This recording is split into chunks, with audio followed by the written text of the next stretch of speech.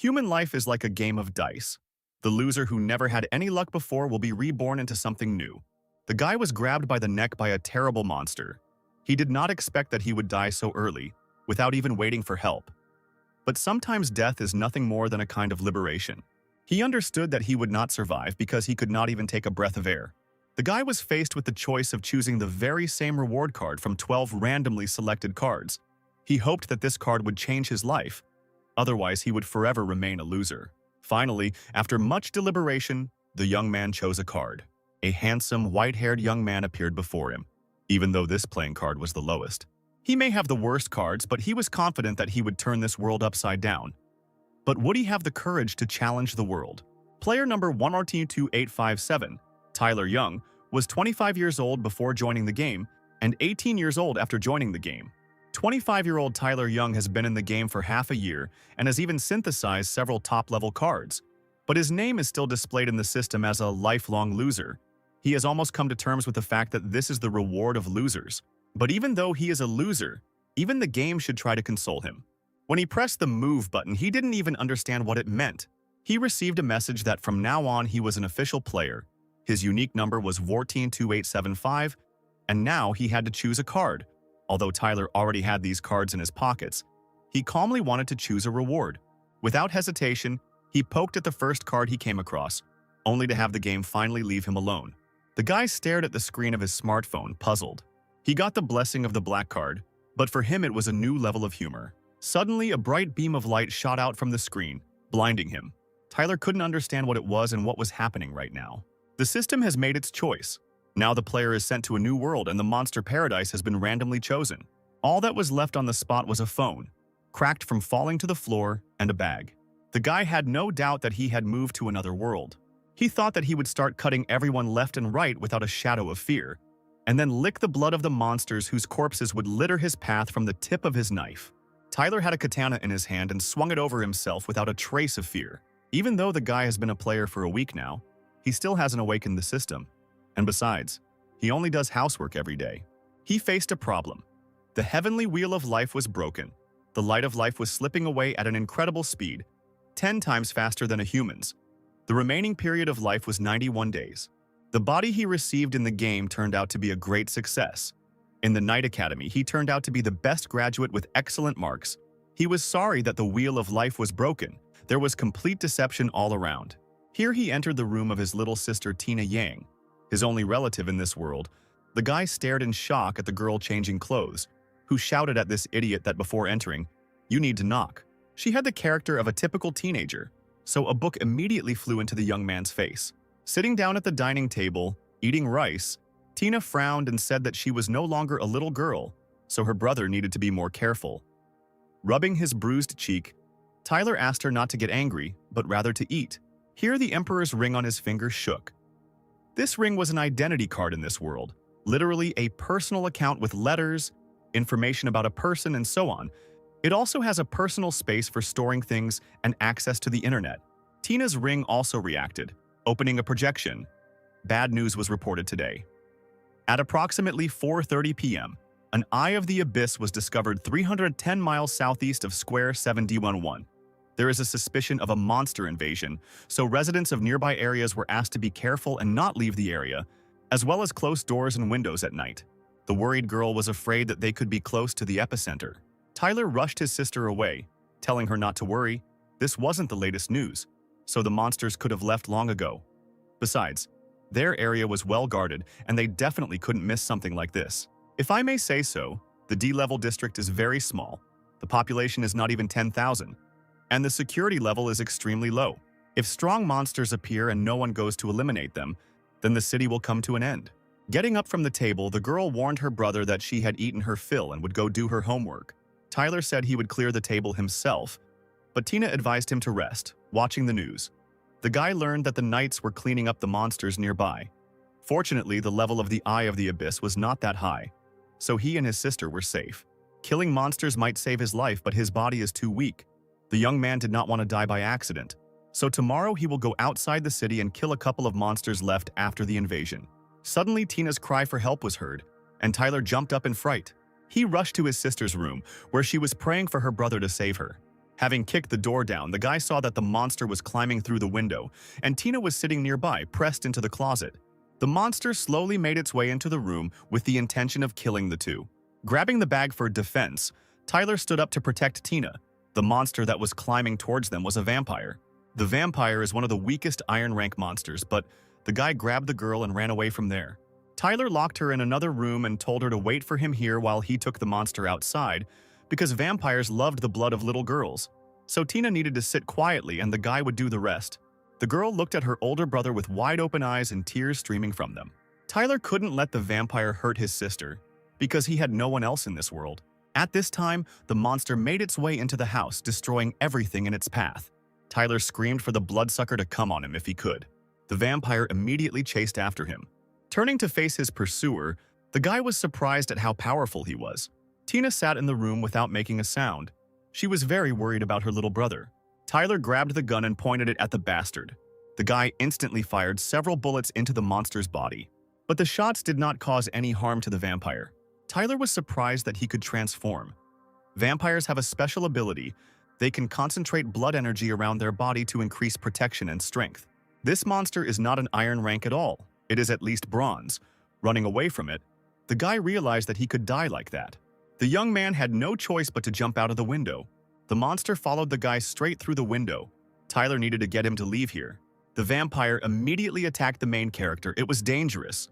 But the guy had a feeling that something was wrong. Although he transformed, his vampire power was reduced. While fending off the monster's attacks, Tyler realized that he was seriously injured, so he was attacking weakly. Apparently, this vampire escaped from the knights after a heated battle. The guy needed to stall for time a little. With such wounds, his opponent wouldn't last long. The monster was about to grab Tyler with its clawed paw, but the young man dodged in time. The main thing for him now was to hold out longer. Still, the vampire managed to hit the guy and he flew straight to the ground. Lying on the ground, Tyler couldn't stall for time any longer. It was the end for him. But still, he couldn't die like that, like a loser. He decided to try to hold out once more. His bullets began to pierce the monster's protective dome. The vampire's defense cracked and the bullets hit his chest. The spider-like vampire fell to the ground with a crash. Wounded, but still alive, ready to strike back. But regeneration failed him, and the monster took on its normal appearance, holding its wounded shoulder.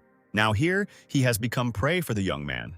Having come very close to the monster, the guy was preparing to deliver the decisive blow.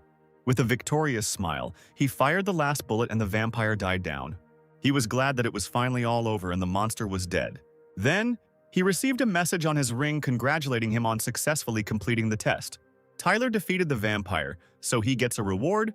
He defeated the second-level monster and gets a level-up card, and he can choose the reward himself. Then, a small puppy appeared in front of the young man and said that, in addition to the usual ones, he had the opportunity to choose other cards. The little dog pouted and turned away from the guy, muttering that he was actually his assistant and needed to be treated with respect. Turning to Tyler and pointing to the cards, the assistant said that in addition to the gold, the guy also had a special card as a reward for killing a monster. The young man saw his data card. He had no strength, no combat power, a complete loser, just as cruel. And the monster's combat power was level 3 bronze. According to the system's assessment, he was a complete weakling. Tyler couldn't figure out how to judge the value of cards in this world. The assistant replied that white ones are common, green ones are rare, blue ones are legendary, purple and orange ones are divine, and the guy only has loser ones. The main character came up with the idea that he could draw the card himself, because if you drew a monster card, what is the chance that you can draw a rarer one? The assistant asked the lucky man with irony in his voice if it had been a long time since he had looked in the mirror. The boy tearfully agreed that he was a loser with the worst reputation. Sensing someone approaching, the assistant warned Tyler about it. The sound of heels was heard and a girl came out to them. The blonde asked the guy if he killed the monster. The girl introduced herself as Anna Day and said that she had received a call about a danger. It said that a vampire had attacked the place. Tyler agreed that his younger sister Tina had called because they were attacked by a vampire. He was surprised that Anna, the famous silver hunter of the Hunters Association, turned out to be a girl. The girl decided to ask a little differently about whether Tyler killed this monster. The guy replied that he was the one who killed the monster, but he was partially lucky because the vampire was already rotting. Anna didn't understand how he could kill him if this guy's level hadn't even reached iron, and his life wheel was completely broken. Anna moved closer to Tyler. wondering how he killed the monster because she still couldn't believe that he was able to finish it off with just luck. Then the guy remembered his little sister, who was in the house. He immediately rushed headlong towards her, telling Anya to wait a little because he needed to make sure his sister was safe, and then they could continue the conversation. Tina stood near the completely destroyed wall of the house. The girl was very upset because they had to pay for this house for another 32 years. A breathless Tyler, standing behind his sister, called out to her sharply. Tina immediately threw herself into his arms, crying. She babbled that she was scared to death, thinking that her brother had died. The guy tried to calm his crying sister as best he could. Anna had more and more questions for Tyler when she saw that the monster had destroyed half of the house. Turning to Tina, the girl told her that there was nothing to worry about anymore, but her brother had somehow single-handedly killed a third-level bronze-ranked vampire. Tina proudly stated that her brother was the best graduate of the Hunter School, but Tyler was more interested in finding out what Anna wanted to check. The boy's sister asked the stranger who she was and why she had come to their house. The huntress replied that she was a silver hunter and had come to help in response to a call about danger. Tina couldn't believe that she was able to see Anna in person. The girl in turn was scanning the house. Tyler was interested to know what equipment she was using because, apparently, it was gold rank. The girl replied that this equipment is not intended for combat, so it is of great value. It can instantly record the surrounding view, save it, and display it on the screen in 3D format. Now she uses it to recognize the damage to their house. In connection with this, the Hunters Association will pay them appropriate compensation. Tina was shocked by how rich her sister was, because such equipment needed to be fueled by at least a year-old life crystal, while Tyler thought that ordinary iron rank equipment needed several life crystals, so the price of gold compared to it was like heaven and earth. Proud of herself, Anna replied that she had plenty of such life crystals, and since Tina called her sister, the girl threw her a 3-year-old life crystal as a gift, for which she thanked Anna. The guy realized that, apparently, the hunter was not so simple. Since the vampire was dead, there was probably no point for Anya to delve into this matter. But she was still worried about something, and Tyler immediately asked her to tell him what exactly she needed to check. The girl kept thinking that it would be difficult even for her to fight a third-level bronze-ranked vampire, and the guy also had a broken life wheel, plus he wasn't even an iron-ranked vampire. Anna believed that Tyler had some excellent equipment, so if he wanted it, she could buy it for a high price. The guy replied that the girl had already seen what had happened to his house, and today was the first time he had seen gold-rank equipment, and it was just in Anna's hands. Patting Tyler on the shoulder, the huntress said that in that case she had underestimated the guy. She was sorry that his life wheel was broken. However, if he could somehow restore it, she was sure that the guy would become a great hunter. But unfortunately for Tyler, he didn't have much time left. As she was leaving, the girl dropped that the damage assessment for the house had been completed, and that tomorrow morning someone from the organization would come here to do the repairs, and they would be provided with free housing. Turning around, Anna told the guy not to die and then maybe they would see each other again. Tina asked her brother where they would sleep tonight, to which Tyler promised to think of something. The girl suggested just sleeping for now, and everything would be fine tomorrow. Stroking his sister's head, who instantly fell asleep, the guy thought that she was still a child after all, since she fell asleep so quickly. As it turns out, being a responsible brother isn't that easy. Unnoticed by Tyler, Lucky appeared next to him, who said that his sister was just a cutie, but his brother was useless. The guy was scared by the appearance of the assistant, to which he calmed the guy down, saying that no one else could see him except the main character. The young man breathed a sigh of relief because no one else could see his assistant. But Lucky was right about him being too weak to protect his sister, so Tyler wanted to pull out another card. Lucky didn't expect the guy to want to do it right now, but Tyler was sure. 12 cards appeared in front of him, one of which would become his reward. Finally, Tyler selected one of the cards and clicked on it. The system congratulated the guy on receiving the mission card. He needs to become a novice hunter. As a reward, he will receive a correction card. But if the guy does not complete the task within the specified time, he will lose the blessing forever. The young man was surprised because he had not heard before that the blessing can be lost. Realizing the whole situation, he shouted to Lucky that for this, he must be at least an iron rank to participate in the selection of rookie hunters. The assistant warned him that the task had already begun, and all the necessary information was posted on the back of the card. Crying from despair, the guy thought that he would probably remain a loser for the rest of his life. But, in any case, whatever the purpose of the corrective card, he must definitely complete this task. Otherwise, the loss of the blessing will be the end for him. In the morning, Tina shouted to her brother that she was running away to school. Tyler shouted after her that the news said that the area closest to them had been cleared of monsters, but the girl still needed to be careful and not get lost, and that workers would be arriving today to repair the house, and as soon as they finished, he would write to his sister. The girl was late for school again, chewing a sandwich on the way. As Tyler walked his little sister home, he decided he needed to get some things done. The guy immediately called Lucky, who had been licking himself before. Tyler ran up to his assistant, grabbing him. Lucky was outraged that the guy was stopping him from licking himself, but the young man had more urgent matters. He was interested in how to finish this task on the mission card. The puppy boredly replied that before talking about participation, he needed to register, which Tyler would most likely fail, since the minimum requirement for participation was Iron rank. So it seemed like fate had played a cruel joke on him. Hearing this, the guy angrily warned that they would probably have dog stew for lunch today. Lucky didn't like this idea at all, so he said more gently that the guy needed to come up with a way to bypass registration, otherwise he would simply not be allowed in. It was obvious to Tyler that it was impossible to reach Iron rank in such a short time, but he still needed to participate in the Rookie Hunter exam. But since he got the level up card, he can disguise himself as a tamer to participate in the selection process. Lucky thought this was a good idea because tamers are very rare at this time, so they are highly valued. So this idea is really good. Tyler felt that a level 3 bronze-ranked vampire should be more than enough to pass the novice hunter exam. However, his weakness was too obvious. If one used a weapon coated with poison that caused the vampire's body to actively decompose, he would be at a great disadvantage during combat. Lucky realized that the guy was planning to use the level up card. The protagonist realized that using a level up card on an Iron rank monster was wasteful, but completing the quest was more important now. But he didn't know how to summon the monster, to which Lucky replied that he just needed to imagine the summon card, and it would appear, and then crush it, and then he would be able to summon it. Tyler clarified whether the cards were visible to others or not. Lucky replied that only the guy, the monster himself, and the assistant could see the cards, while the rest were unable to see them, meaning Tyler didn't have to worry about his ability being revealed. He took the vampire card in his hand, about to activate it, and then he crushed her, and a young dark-haired guy appeared behind his back. Tyler was surprised that a vampire could look so amazing. Lucky said that the protagonist can choose one of the summoner skills right now if he wants. Tyler was ready to use the card right away. The assistant warned that the level up card can only be used once, but it is not advisable to use it on a vampire. But since the guy was ready for this, Lucky had no choice but to raise the vampire level to advanced. But he still felt sorry to use this card on some vampire. The transformation was so bright that Tyler closed his eyes. When the process was completed, a handsome white-haired man appeared before them.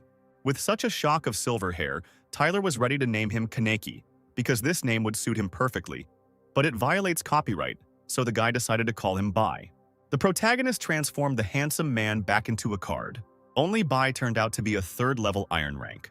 Tyler asked Lucky why the vampire's rank had dropped. The assistant replied that the vampire was originally a level 3 bronze rank, but because the guy was weak, the combat power he could use was only that of a level 3 Iron rank. But it is rare to see a master lower the rank of a summoned monster due to his inexperience. Tyler warned Lucky that if he was so rude, he would never make friends. The assistant replied that he did not need them. Then there was a loud knock on the door and they asked to open it. Opening the front door, Tyler was stunned to see 2 thugs who looked like debt collectors. Fearing the menacing appearance of these people, the guy thought that they were members of the mafia, murderers, or vampires who decided to take revenge. Upon learning the boy's name, the thug immediately became kind and sweet, saying that they had received an order for restoration and had come to repair the house. Tyler immediately breathed a sigh of relief. Another person warned that if the guy had any wishes, he could let them know and they would do everything possible. The repairs would be finished in 5 days, and a temporary place of residence had already been prepared for them during this time. As Tyler accepted the pass from the agent, he was surprised that they would be staying in a high-class, well-known hotel. The association gives huge subsidies to those affected by the monster attacks. As they approached the hotel, Tina said that it was close to her school, and she had always dreamed of going inside, while Tyler couldn't even imagine that they would ever be able to visit such a luxurious place. The doorman greeted the guests warmly, inviting them inside. The guy suggested that his sister first eat and then rest in their room. Once inside, Tina said that she was no longer hungry. Tyler warned his sister that the food and room were provided free of charge. The girl was furious that her brother began to eat without her. Tina began to devour the food with gusto, although a few minutes ago she was not hungry. The guy was a little alarmed by how quiet it had become around him, and people look very scared about something. And all because a really scary man walked into the restaurant. Tina pointed her finger at him, but Tyler scolded her not to point her finger at him or even look at him. The guy noticed that the man was looking at both of them with a painfully intent gaze. Stretching, Tina announced that she was finally full. Once she had eaten her fill, Tyler grabbed her hand and dragged her into their room without even trying dessert, which made the girl unhappy. But the aura around this man did not give the main character any peace. If he could not defeat him, then it was better to hide as soon as possible. The big guy stood up after them without even finishing his food. Tina said that their room should be ahead. She was delighted by the fluffy carpet that made you walk like you were on clouds. But Tyler didn't pay attention to her, caring only about the thug who was chasing them. Even if he loses, he needs to protect his sister by any means necessary. While the guy was thinking about this, they came to the right room. Tyler turned sharply to the man and asked why he was following them. The brute replied that his room was opposite theirs, and the guy sheepishly apologized to him. Entering the room, Tina began to examine it. She was shocked by how big it was. Besides, there were 2 more rooms. Tyler could not fully enjoy their temporary residence because he could not catch his breath from fear. Plopping down on the sofa, the girl said that there were too many people in this hotel, and even if he was bad, he still couldn't do anything to them. The guy agreed with his sister, but apparently he was acting like that because he was tired. So he warned the girl to take a shower, do her homework, and go to bed. But Tina didn't agree with such a schedule, after all. It's not always possible to live in such a luxurious place. It was already past midnight when the girl finally fell asleep. Looking into his sister's room, the guy smiled and thought that too much had happened in these 2 days. There was a lot of information on the internet involving their elite hunter benefactor, and Tyler hoped he could learn something useful from watching it. Watching the video, the guy realized that Anna was skilled as expected. She was very strong. It was not for nothing that she was called a genius among silver hunters. It was then that Tyler noticed a sound coming from the next room. It's midnight, and this guy decided to go for a walk. Tyler realized that he was definitely not mistaken. It was that big guy who was now heading somewhere. But what is he going to do at this time anyway? Having moved a decent distance, the man took out his sword and began to train. Watching him from the window, Tyler noticed that his skills were very good, which was exactly what he was missing right now. There are 18 sword styles in total. If the guy continues to observe, he will definitely be able to remember his movements. Still, staying at this hotel was worth it. Early in the morning, a bird knocked on the window and brought a package. These birds are called thousand-word bird. They are low-ranking monsters that can speak human language, and they specialize in delivering various items, as they have a storage facility in subspace. Peeking out of the bathroom, Tina wondered what her brother had ordered. Tyler warned his sister that she should hurry up and get dressed, or she would be late for school again. Tina didn't calm down, asking her brother what exactly he ordered. The guy replied that he was preparing for the hunter exam, and the girl needed to go get ready instead of staring. The gear cost almost all of the boy's savings, but he hoped it would do some good. The kit included armor-piercing bullets. Although there were only 10 of them, they would be very useful in the future. Having unpacked all the items, Tyler decided to move on to the most important thing. He pulled out a black steel combat longsword, the best he could afford. He remembered the thug's 18th style well, so he decided to try it out. Then he lunged, turned and struck, dashed and cut. A notification came from the system, congratulating Tyler on receiving the first fragment of the Great Devastation skill. Turning to Lucky, Perrin asked what he should do with it. The assistant replied that everything was very simple. He needed to collect all the fragments to transform them into one complete skill. In anticipation, Tyler said that it was easy. He just needed to swing the sword to get the skill. But it turns out that it is not so simple. Lucky explained that his success rate was a maximum of 80% of the original's accuracy, and the guy would be able to get a fragment if he repeated the technique perfectly. Only after reaching 100% accuracy could he continue to receive skill fragments. The main character didn't think that he needed to swing a sword exactly like that guy with a scar. The assistant replied that acquiring skills is not that easy. Determined to succeed, Tyler was determined to continue training and get all the fragments. Lucky just wished him luck and went back to sleep. 9 hours later, the guy was lying on the floor from fatigue. He was only able to collect 20% of the fragments, but he did not have the strength to continue training. From behind the door came the voice of Tina, who had returned from school. The girl entered the room with a man, introducing him as the founder of the hotel, Mr. Brian. He said that he wanted to say hello to Tyler, but Tina was wondering why her brother was sleeping on the floor. Then, the man greeted the guy warmly. He was glad that they stayed in his hotel, But Brian had been too busy lately, so he greeted guests so coolly the young man did not see anything wrong with this, so he invited the gentleman inside. Handing over a soothing tea that he had prepared especially for the guest, the man called the guy very hardworking. Tyler thanked him and said that this hotel looks just wonderful and the service here is top-notch. Mr. Briand sheepishly replied that if the client was happy, it was an honor for him. And as he was about to leave, he said that Tyler could call him at any time if they needed anything. Tina noticed that being the founder of this hotel, the gentleman is very humble and kind. Tyler appreciated his excellent tea. The girl almost forgot to give her brother the reward from the Monster Hunters Association for killing the monster. Tyler had killed a bronze-rank vampire and was wondering what kind of reward they had decided to give him. He was surprised that the suitcase could only be opened with a fingerprint. Tyler excitedly took out the Dark Eagle 33, a new mechanical weapon made of dark steel from the Desert Eagle Company. It not only has a pistol mode, but also a sniper rifle mode. It was currently the best dark steel mechanical weapon on the market and was probably worth more than most bronze-rank equipment. Watching her brother's excitement, Tina noticed that the Hunter Association was very generous. Only Tyler remembered that activating such a weapon requires a lot of energy, so he can only use it after reaching the iron rank.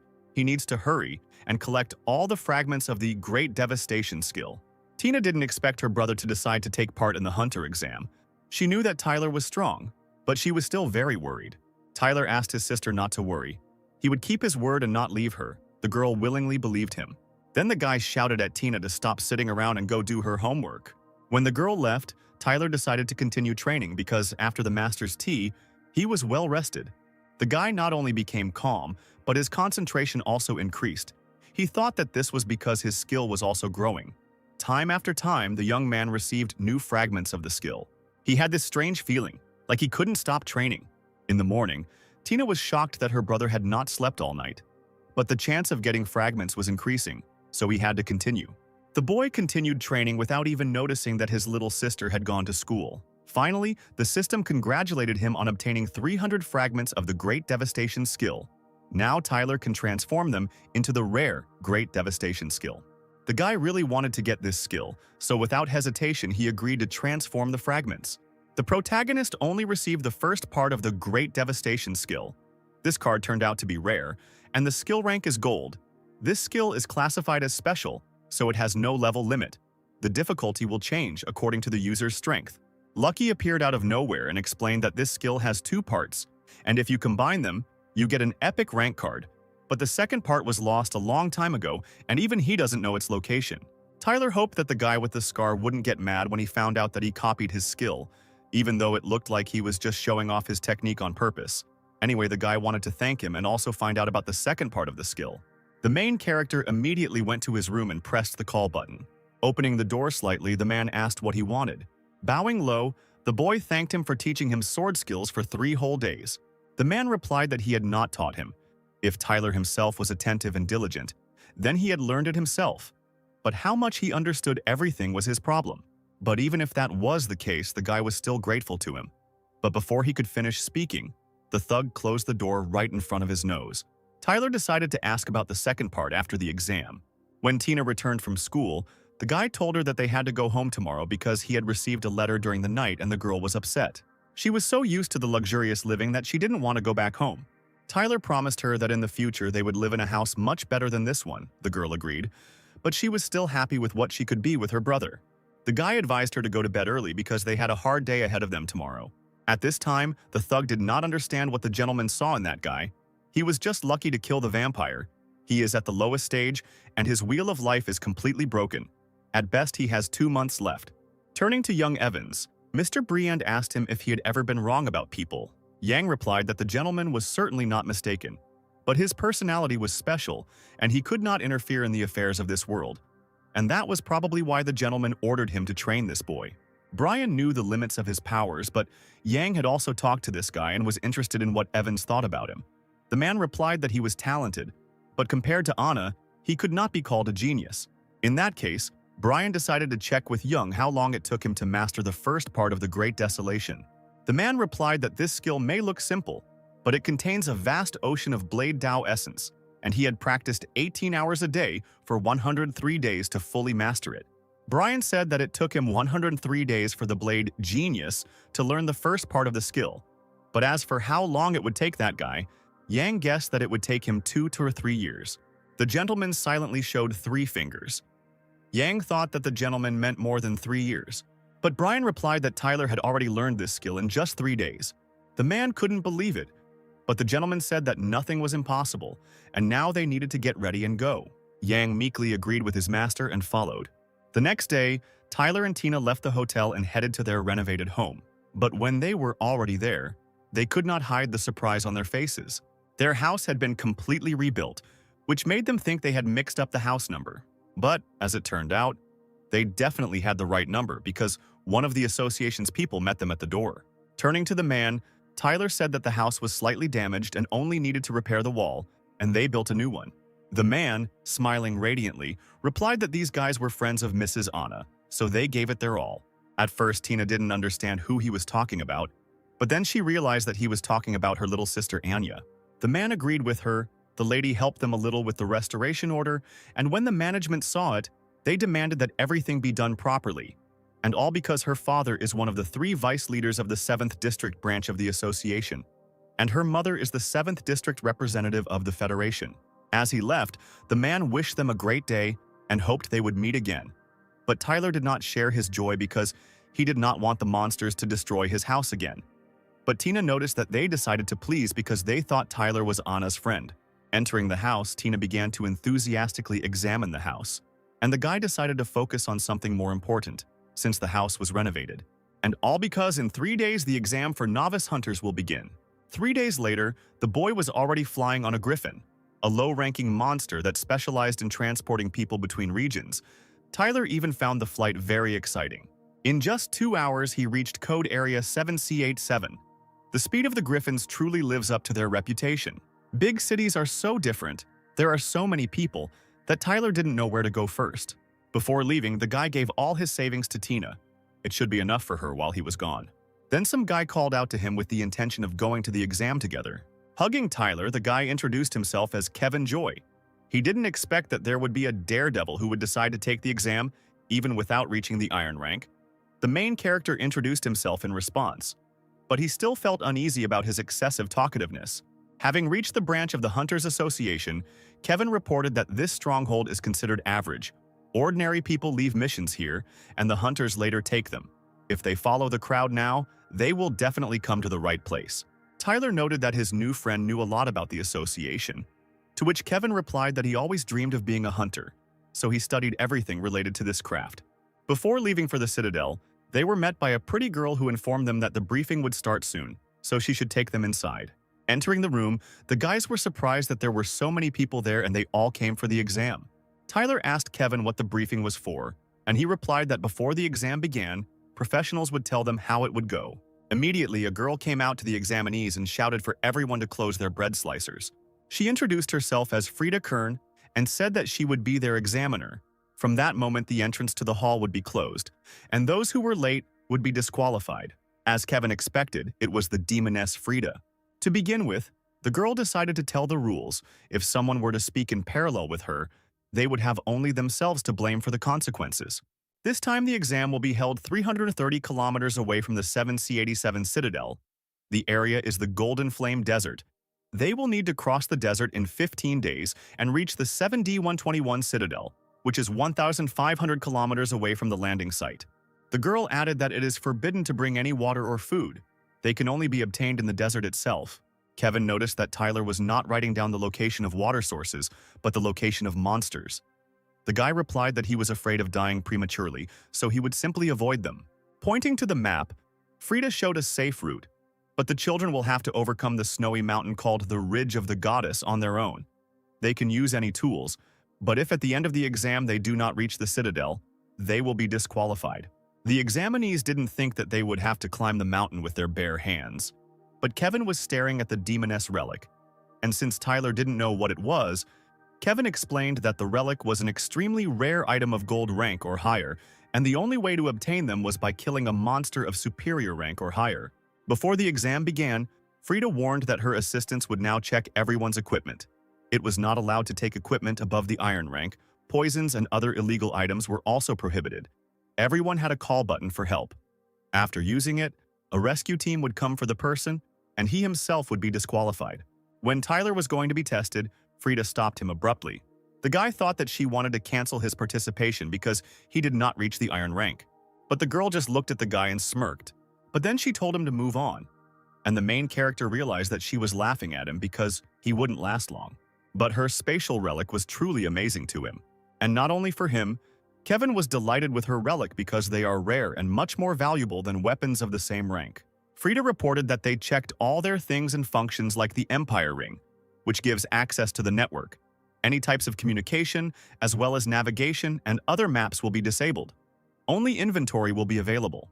Other participants were despondent because if even the cards were unavailable, it would be the end of them all, and the percentage of those who passed this year would likely be the lowest ever.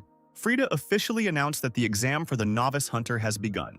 Participants pushed forward to take control of the water areas. Kevin said goodbye to Tyler and went ahead to explore the area. The main character had no choice but to drag behind, because his strength did not allow him to go faster. At his speed, he can cover 40 kilometers per day, but he only has 15 days, which means his limit is half the way. One of the examiner's assistants said that this guy wasn't even an iron rank, but he still decided to take the exam, and his abilities were below average. Frida could bet that out of 15 days he would last only 3. Lucky kept complaining that Tyler wouldn't be able to cover 1,500 kilometers in a year. The guy understood that he was not like the other participants. If he could run like them, then he would need only half a day. Lucky said that if you subtract 2 days for climbing the mountain, then the main character needs to walk about 100 kilometers a day. And so Tyler cannot rely only on himself, but the assistant will not be able to help him in any way because the system has only an auxiliary function. The guy said that he just needed information, and he could handle the rest on his own, so he asked Lucky to give him information about the Shadu tribe's sand mountains. The system reported that the sand ogres are iron-ranked, live in groups, have low intelligence but high attack power. Lucky realized that Tyler wanted to go off the safe path to find them. The guy wanted to collect fragments to convert them into a summoning card, and it would be possible to use the ogre as a mount. The assistant did not like this idea because the main character cannot cope with an entire tribe. But Tyler didn't say he would attack the ogres alone. By nightfall, the protagonist finally found the sand ogre camp. One of the monsters slept quietly in his tent, not even suspecting the imminent attack. But then a small stone flew into his forehead, which immediately woke the ogre up. Tyler was standing nearby waving at him. The ogre, approaching, immediately struck with his club, but the guy instantly dodged, covering his nose from the terrible stench. Running away from the monster, the main character shouted to him that if he wanted to feast on fresh human flesh, he should follow him. Having caught up with the guy, the ogre was about to strike him again with his club. But before he could do this, both heads were cut off. All this time, Bai, whom Tyler was counting on, was waiting for the monster. The protagonist thought that Bai was super strong. Lucky said that for a 3rd iron rank vampire with copper rank combat capability, a 1st iron rank monster would be a piece of cake. Since Bai was so strong, Tyler suggested not to risk their lives by luring the monsters one by one, but to rush in and kill them all. Here the main character received a system notification about receiving prana. Tyler didn't understand what was happening, but his life wheel suddenly lit up. Lucky forgot to warn that the monsters summoned by Tyler will help him restore the Wheel of Life. When one monster kills another, it receives its life force. Half is transferred to the main character, and since Bai's Wheel of Life is full, all the prana is transferred to the owner. Tyler was thrilled that his wheel had gone from 3 sections to 28. Not only would he not slowly die, but he would also have a chance to break through to the iron rank. With his sword at the ready, the young man called Bai to hunt ogres. The two of them immediately began killing the monsters one after another, Bai with his bare hands and Tyler with the help of great devastation. With each ogre killed, the main character received system notifications about receiving fragments of the Sand Ogre cards. Lucky warned that in order to break through to the iron rank, 152 sections of the life wheel must be filled with prana. The white sections are already filled, only the gray ones remain. If Tyler uses additional life force, he will be able to activate and fill them too. The guy thought that to activate one gray section, he would need as much prana as needed for 10 years of life, or 9 white sections. In the past, he would not have thought about such a thing, but now he had a real chance. While dealing with the monsters, Tyler shouted at Bayou to kill them all. Suddenly, a loud, angry roar came from somewhere, which immediately attracted everyone's attention. Tyler didn't know if anyone else was still alive, but Lucky said that the guy seemed to be in big trouble. The exam participants, who had set up camp nearby, also heard the roar. They realized that it belonged to the Shatu tribe's sand ogre, but it was screaming as if it had gone into berserk mode, even though it was only copper ranked. One of the guys guessed that the only ones who would dare to attack them were the giant saber-toothed wolves, so it would probably be a bloodbath today.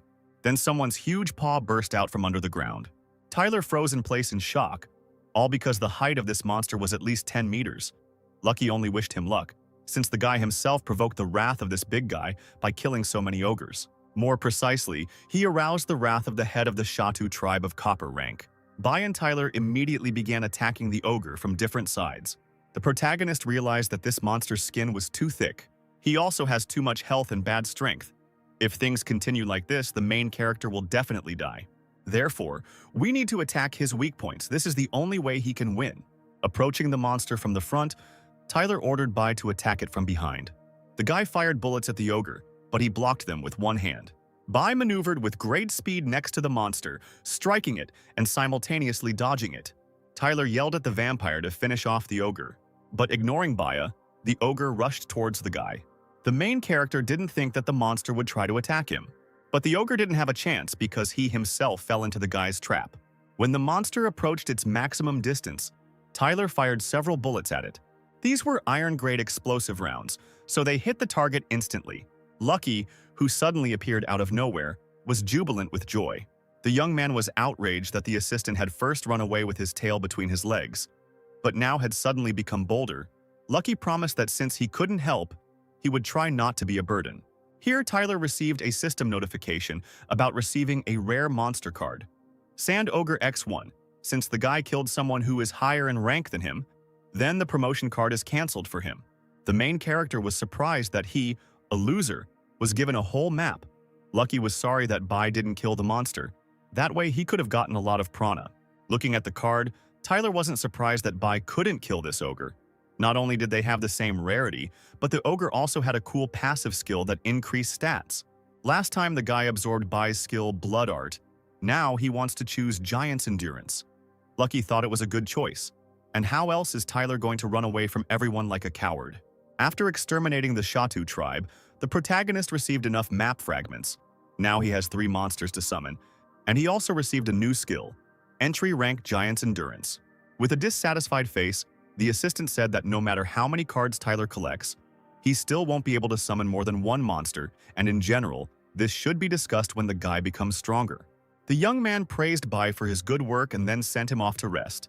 Having immediately summoned the ogre, Tyler was delighted by his huge and strong appearance and therefore named him Tyrant, although Lucky considered this name to be shitty. Now the guy had a 3-star iron-ranked Tyrant Shatu. Lucky knew that Tyler was going to follow through with his plan and use the ogre to get across the desert. But the young man thought that using a rare map to ride was a waste, so he had another idea. Having returned Tyrant back, the guy said that it was not in vain that he and Bai had previously slaughtered the entire Shatu tribe.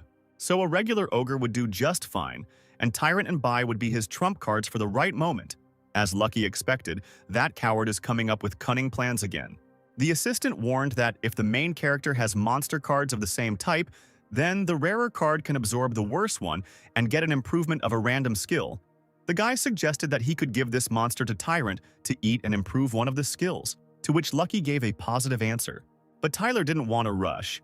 He still needed to catch up with the others, so for now he would use it for protection and hunting.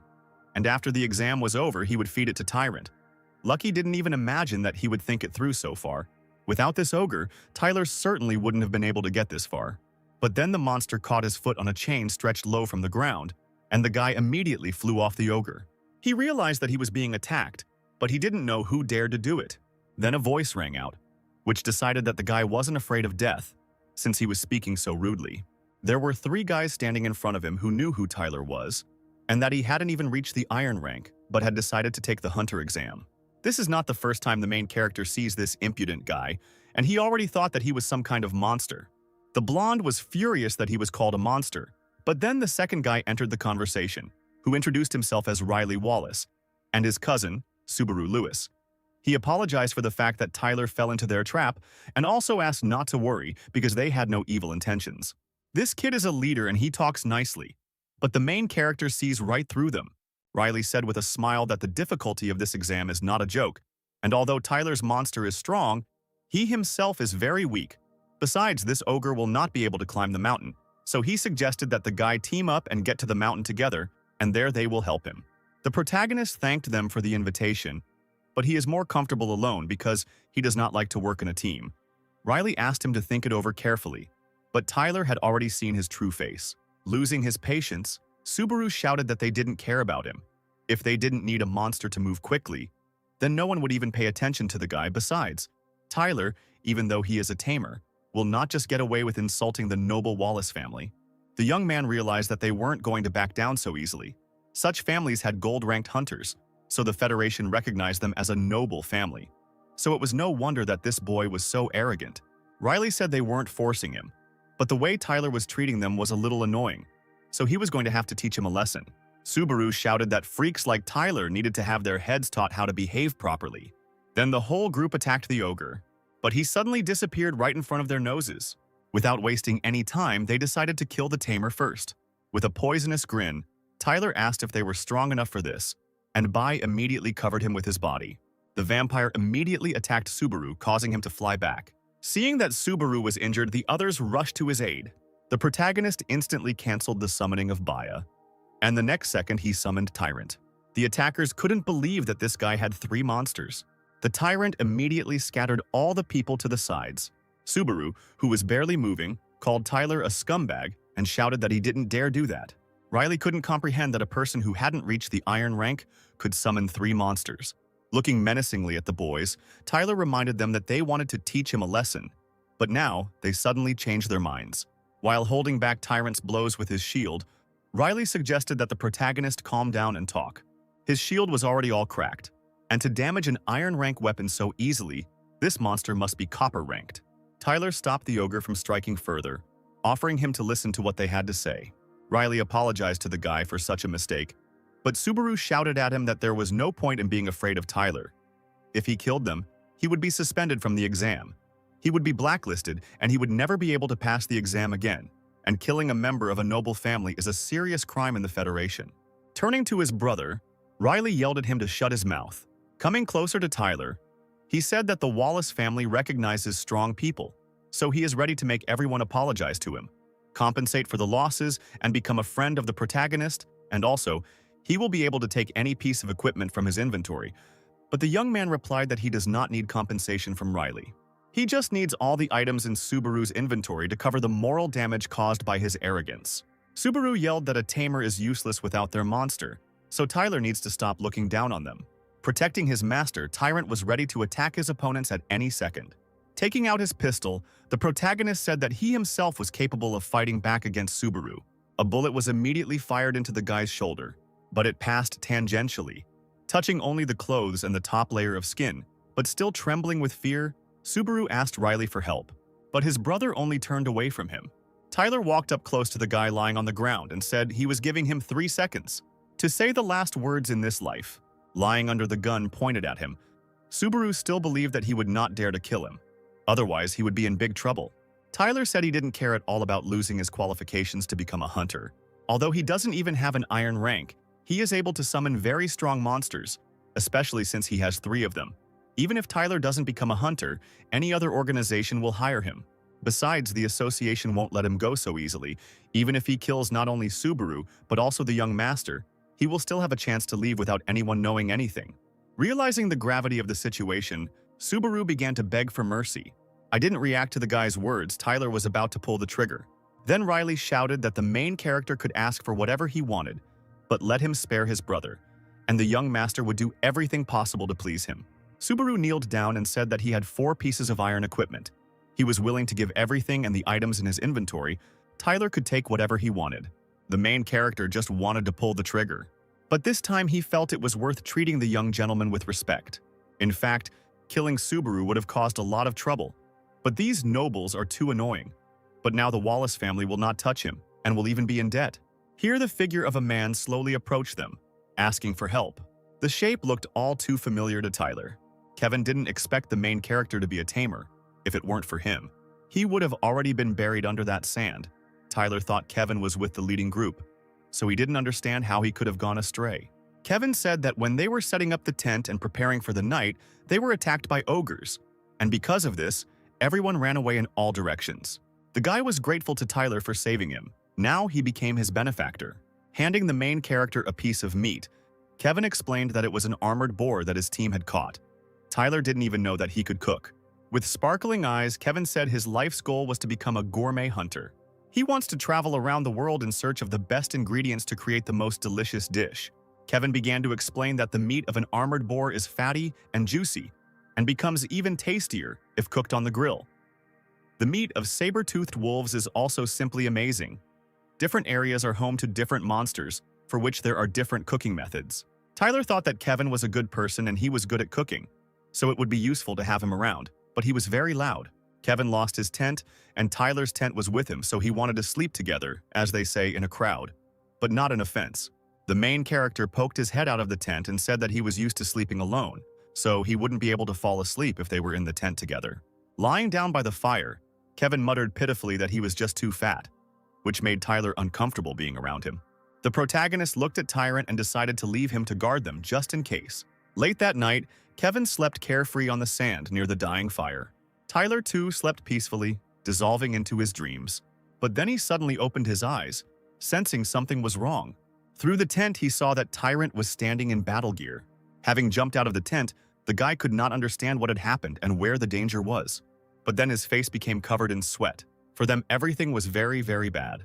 He began to wake up Kevin, who was sleeping and thinking that it was already morning and time to eat. Tyler screamed at him to get up quickly because they needed to get out of there quickly. Kevin didn't understand why they should run, because Tyrant was very strong and could protect them if necessary. Tyler told him to look up at the sky where a flock of yin crows was flying straight towards them, and it would definitely be the end of them. Having climbed onto Tyrant, they rushed away from the crows, Kevin screaming at the top of his voice that it was too early for him to die. Tyler yelled at him to stop yelling. He was only getting attention. Yin crows belong to the ghost family and do not have a physical body. They can pass through objects, which means they have nowhere to hide. The protagonist saw the news about how a whole squad of hunters were killed by them. The corpses did not have any damage, but their souls were sucked out so they looked like mummies. Kevin said that even gold-ranked hunters prefer to avoid flocks of these crows. At this point, Kevin fell off the ogre and flew to the ground. But the tyrant immediately grabbed him with his hand, preventing him from falling. Tyler thought that sooner or later they would be caught. The only chance to survive was to request help by pressing the button. But then they would be disqualified, and if he failed the exam, he would lose his system, which meant he would lose everything. So he couldn't give up so easily, even if he died. But is there any way to survive an attack by yin crows? Not even a day passed before many immediately gave up. Frida thought that the current students were so weak that if some talent did not emerge among them, everyone would laugh at her. Then she received a system notification. The girl was irritated by the fact that she was not allowed to rest even at night. She was taken aback by the speed at which he moved. Even a copper rank wouldn't be able to move that fast in the desert. Teleporting to the desert, Frida thought that this idiot was eaten by one of the monsters, and the signal was coming from there. But then an ogre approached the girl, from whose shoulder Tyler shouted for the examiner to get them out of there. Tyler pounced on the girl from above and pushed her back towards the portal. The guy completely forgot about the tyrant, who would not be able to fit through the small door. So he immediately called the monster back. Frida demanded that the guy who was sitting on top get off her. Later, Tyler explained the whole situation, that they were being chased by a flock of yin crows for half an hour. If it weren't for that, he wouldn't have sent the request. Frida said that such speed was abnormal for a 3-star ogre, so she asked the guy if he was mutated. Tyler thought that Tyrant was a naturally mutated monster. When he received his card, it was already rare. Since the examiner understood everything, there was no point in hiding it. Frida said that she would inform the higher-ups about the crows, so they would finish dealing with them by morning. Now Tyler can only hope that he will not be disqualified, and he will be able to complete the mission as soon as possible. After all, the Yin Ravens are a serious reason. Otherwise, he will lose his system, and the Wheel of Life will return to its original form, which means inevitable death. Frida said that after the crows were dealt with, she would send them back to continue the exam. The guy only agreed with her. Tyler began to justify himself by saying that he hadn't actually used the button.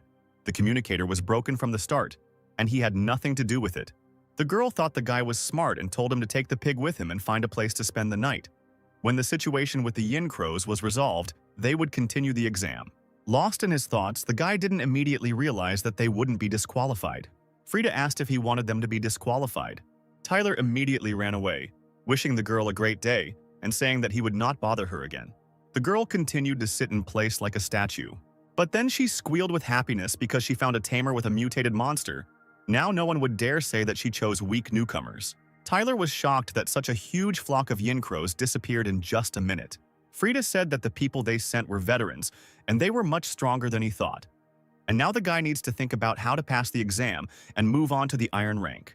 The girl warned that if Tyler sent her another distress signal, he would pay for all her hotel bills. The guy considered it another way to punish him, instead of taking away the right to qualify. Kevin gently put his arm around Tyler's shoulders and asked what they had been doing while he had been sleeping. The main character shouted at him to shut up, otherwise he would continue on foot. Tyler reported that last night, while Tyrant was running from the crows, they moved from south to north for half an hour, and now they are near the northern rest area, about 60 kilometers from their camp. They missed a whole night, so they need to speed up as much as possible. While moving on the orc's shoulder, Kevin complained about how it felt like he was being baked alive. Tyler said that if he remembered correctly, there should be a supply point nearby. The boys quickly approached the supply point on the monster's shoulders. Kevin suggested going in there and taking a break, but the main character said that they needed to be careful. There might be other participants there, and for them, they were the same enemies as the monsters. Entering the room, Tyler didn't see anyone nearby, so they could rest here for a bit. Kevin immediately saw his favorite brand of chips and decided to grab some for the road. But the main character told him to only take the bare necessities because they had to follow the rules. But then Tyler noticed that someone had already been here before them. Kevin replied that this was the only one in the entire area, so it was no surprise that they weren't the first ones here. But for Tyler, it was very strange. All these things were not valuable but necessary. They would not just be left. So there was only one option. Something made them leave this place. Kevin asked not to scare him like that, because there are no traces of a bat or threat nearby. The tyrant began to growl sharply, warning of approaching danger. Tyler turned around and shouted that they needed to get out of there quickly. Sitting on the ogre, the guys saw a monster rapidly catching up with them underground. As Tyler thought, there was danger after all, and now it was chasing them. The boys shouted at Tyrant to be careful because this thing was very fast. The orc turned around so abruptly that the guys almost fell off him. And with all his might, he struck the ground with his fist, from which a huge worm appeared. The boys froze in shock, because their end would definitely come soon. Because it is a hell worm, a demonic monster that even the tyrant cannot cope with. But it is strange that it ended up on a safe path. Tyler immediately shot at the monster, but it didn't matter. The guy said that this monster was too fast, so they couldn't escape. Kevin just cried that they would be eaten, and he was still too young. Here the main character asked the tyrant to stop moving. Kevin shouted that if they didn't move, they would be eaten faster, but Tyler made him shut up and not move either. He assumed that since this monster had no eyes or ears, it tracked its targets using vibrations. Kevin couldn't help him because he hadn't even read the Book of Monsters. Tyler was right. If they didn't move, the worm would lose them. But if things continued like this, they would never pass the exam. Kevin thought he had a great idea. Taking out a piece of meat, he threw it to distract the monster. But Tyler had warned him not to move. When Kevin moved, the worm immediately noticed him. Unable to keep his balance, the boy fell off the tyrant and flew down.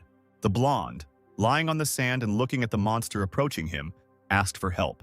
Worried about his friend, Tyler gave Tyrant a signal. The ogre immediately attacked the hellworm so that Kevin could get up and run away from there. Tyler sat on the shoulder, looming over the monster to get its attention. Kevin prayed for his friend to survive. Otherwise, he would not be able to repay him for everything. As Tyler ran away from the worm, he shouted for Tyrant to run in the same direction and threw him aside. On command, the ogre threw his master in the other direction. Tyler began to watch Tyrant running from the worm. The guy apologized to him for leaving him alone. He will have to use the organ as bait for the worm. The monster began to wrap itself around the tyrant's body in a flash, causing him pain. But Tyler, as a tamer, will never give up his monster so easily. The tyrant, safe and sound, found himself behind his master. Now that they had fooled the worm, they had to go and get the bun. Tyler called for Kevin, but he didn't respond. Having never found the bun, the main character decided to move on, hoping to meet him near the mountain. On their way to the east, they had to face many dangers. The safe route proposed by the association turned out to be not so safe. Then Tyler realized that this was too weird. But finally, they reached the Ridge of the Goddess. The guy told Bayou that Tiran's size was not suitable for mountaineering. Therefore, only the two of them will climb the mountain. Tyler connected himself and Bay with a thick rope, so the vampire climbed first, pulling his master along with him. If it weren't for the giant's endurance, he certainly wouldn't have survived this journey. Here, Bai accidentally stumbled and Tyler flew down. Noticing what was happening in time, Bai grabbed the rope with his hand. Thus, Tyler was saved, and he thought that he was finished. To prevent this from happening again, the vampire put the main character on his back, which made the guy blush. He asked Bai to let him go because he could climb on his own. Besides, he still has some male pride left. It was already too late, so Tyler suggested that Bai stop there. They still had some meat left, which Kolobok had prepared, for whom the guy was still worried. Tyler didn't want Kevin to die because he wanted to try more of his cooking. Turning to Bayou, the guy asked why he wasn't eating, but the vampire suddenly rushed down. He immediately returned back, holding a small, fluffy animal in his hands. Tyler recognized it as a snow beast. He had heard that they were very cute and harmless creatures. They were rare, so their price was equal to copper equipment. Turning to the animal, the guy assumed that it had come from far away because it was hungry or smelled meat. Taking pity on the snow beast, Tyler let him try some meat. The guy told Bayou not to worry because this little animal was harmless. Now it became clear to him why all the girls were delighted with them. But this fluffy lump eats a lot, of course, and when Tyler had no more food left, he sent the creature back home. But then the fluffy one pulled the guy by the pant leg. Bai was already preparing to attack, but the main character stopped him, saying that it looked like the animal wanted to take him somewhere. The snow beast nodded vigorously, agreeing with the guy. They had nothing else to do anyway, so the two of them followed the little animal. Fluffy jumped sharply onto the ice. Tyler shouted at him to be careful, otherwise he could get hurt. But instead of hitting the ice, the animal passed through it. Tyler was very surprised that the animal passed through the ice. After touching something, the guy assumed that it looked like a wall of ice, but it was an illusion, and there was something on the other side. The main character suggested that Bayou go in and see what was inside. After passing through the illusion, Tyler felt like he had stepped into a cold pool. Before the guy could enter, he was blinded by a bright light. Opening his eyes, he discovered that he was in some place unknown to him. When he wanted to turn to Bayou, he saw that he was not around. Someone's voice said that he couldn't get through. Only people with permission could enter because there was no place for monsters here. Seeing the little animal, Tyler asked if he said that, to which the fluffy one answered in the affirmative. The guy found it strange that his voice did not match his appearance. After these words, the little animal began to transform into something huge. He allowed Tyler to see his true form, and the boy immediately realized that it was Yeti standing in front of him. Yeti are ice attribute monsters. They are even stronger than superior level monsters. If he wants, he can easily kill the protagonist. Noticing that the boy was afraid of him, he hastened to calm him down, saying that he was not going to harm him. Yeti brought a man here to ask for help. Tyler didn't expect such a strong monster to ask him for help, but then he asked what kind of help was required from him. Having placed the boy on his paw, Yeti invited him to come with him. But first he wanted to tell a story, so he told Tyler to listen carefully. The guy replied that he had no other choice. Long ago, when the monster was still a child, he had an owner. She was the kindest creature in the whole world, and all his memories from that time are associated with her. Tyler couldn't imagine that he could have a mistress. The monster replied that she was not human, but he only realized this after he began to evolve. She loved people, loved to communicate with them, and often hid her identity to join them. And so she often left this mountain, although Yeti was lonely. But he could cope with it as long as she was happy. Later, she fell in love with a man, an ordinary mortal. She was ready to give everything for him, and from that day on, he never saw her again. Until one day, she finally returned to the snowy mountain. Yeti was so happy that he immediately rushed to his owner, until he saw that she would soon be gone. When that man found out that she was not human, he gathered a group of hunters to kill her. During the battle, he was wounded and almost died. To save her beloved, she tore out her own heart. The man survived, but all she could do was wait for her own death. After listening to the story, Tyler said that the beginning was so good and the end was sad, but he was interested in what happened next. Yeti replied that he listened to the last order of the mistress and then plunged her deep into this icy lake. And since then, this mountain has remained trapped in ice. Tyler didn't understand what Yeti wanted from him since his owner was dead. The monster replied that she said that one day a chosen one would come here who would be able to melt this lake, and then she would come back to life, and the ice on this mountain would melt. Tyler thought he was the chosen one, but Yeti said that there were 3 before him and they all failed. The guy assumed that he was just randomly bringing everyone who climbs this mountain. But the monster said that he only chooses people with good hearts. Several thousand years have passed and Tyler is only the 4th to enter here. The guy decided to find out what was required of him. Yeti replied that Tyler just needed to drop a drop of his blood. Whether he succeeded or not, he would be able to leave. If he failed, the monster would erase the boy's memory of his stay here. Since that was the case, the main character decided to try to help him. A girl betrayed by people, he hoped that he could help her. A drop of blood fell with a ringing sound onto the surface of the ice. Nothing happened, so they decided to wait.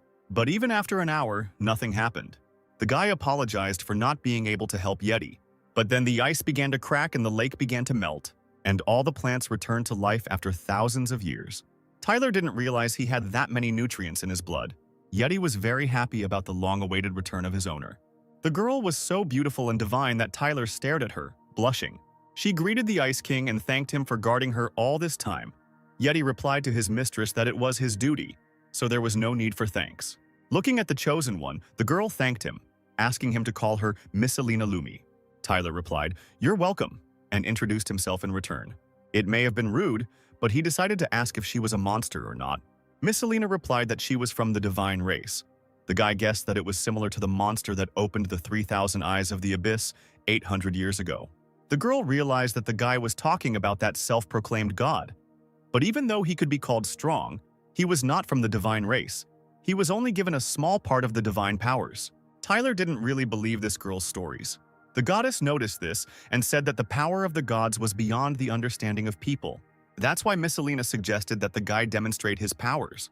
Tyler had this strange feeling that his cracked wheel of life was now completely restored. The goddess said that the wheel of life had been bothering him for a long time, so as a reward she healed him. The guy was shocked by the power of the gods. But that wasn't all she could give Tyler for saving her. She will give him something else as a reward. Then, the guy received a system notification about the detection of a divine presence, entering a state of ethereal perception. And the Great Devastation skill card has been upgraded to epic rank. Tyler was very happy with such a cool gift. Miss Alina said that the main character is very unusual for a mere mortal. As expected from a divine race, she sees right through him. No wonder Lucky was afraid to stick his head out. The girl suggested that Yeti send this gentleman back, but she promised that they would try to help Tyler in the future.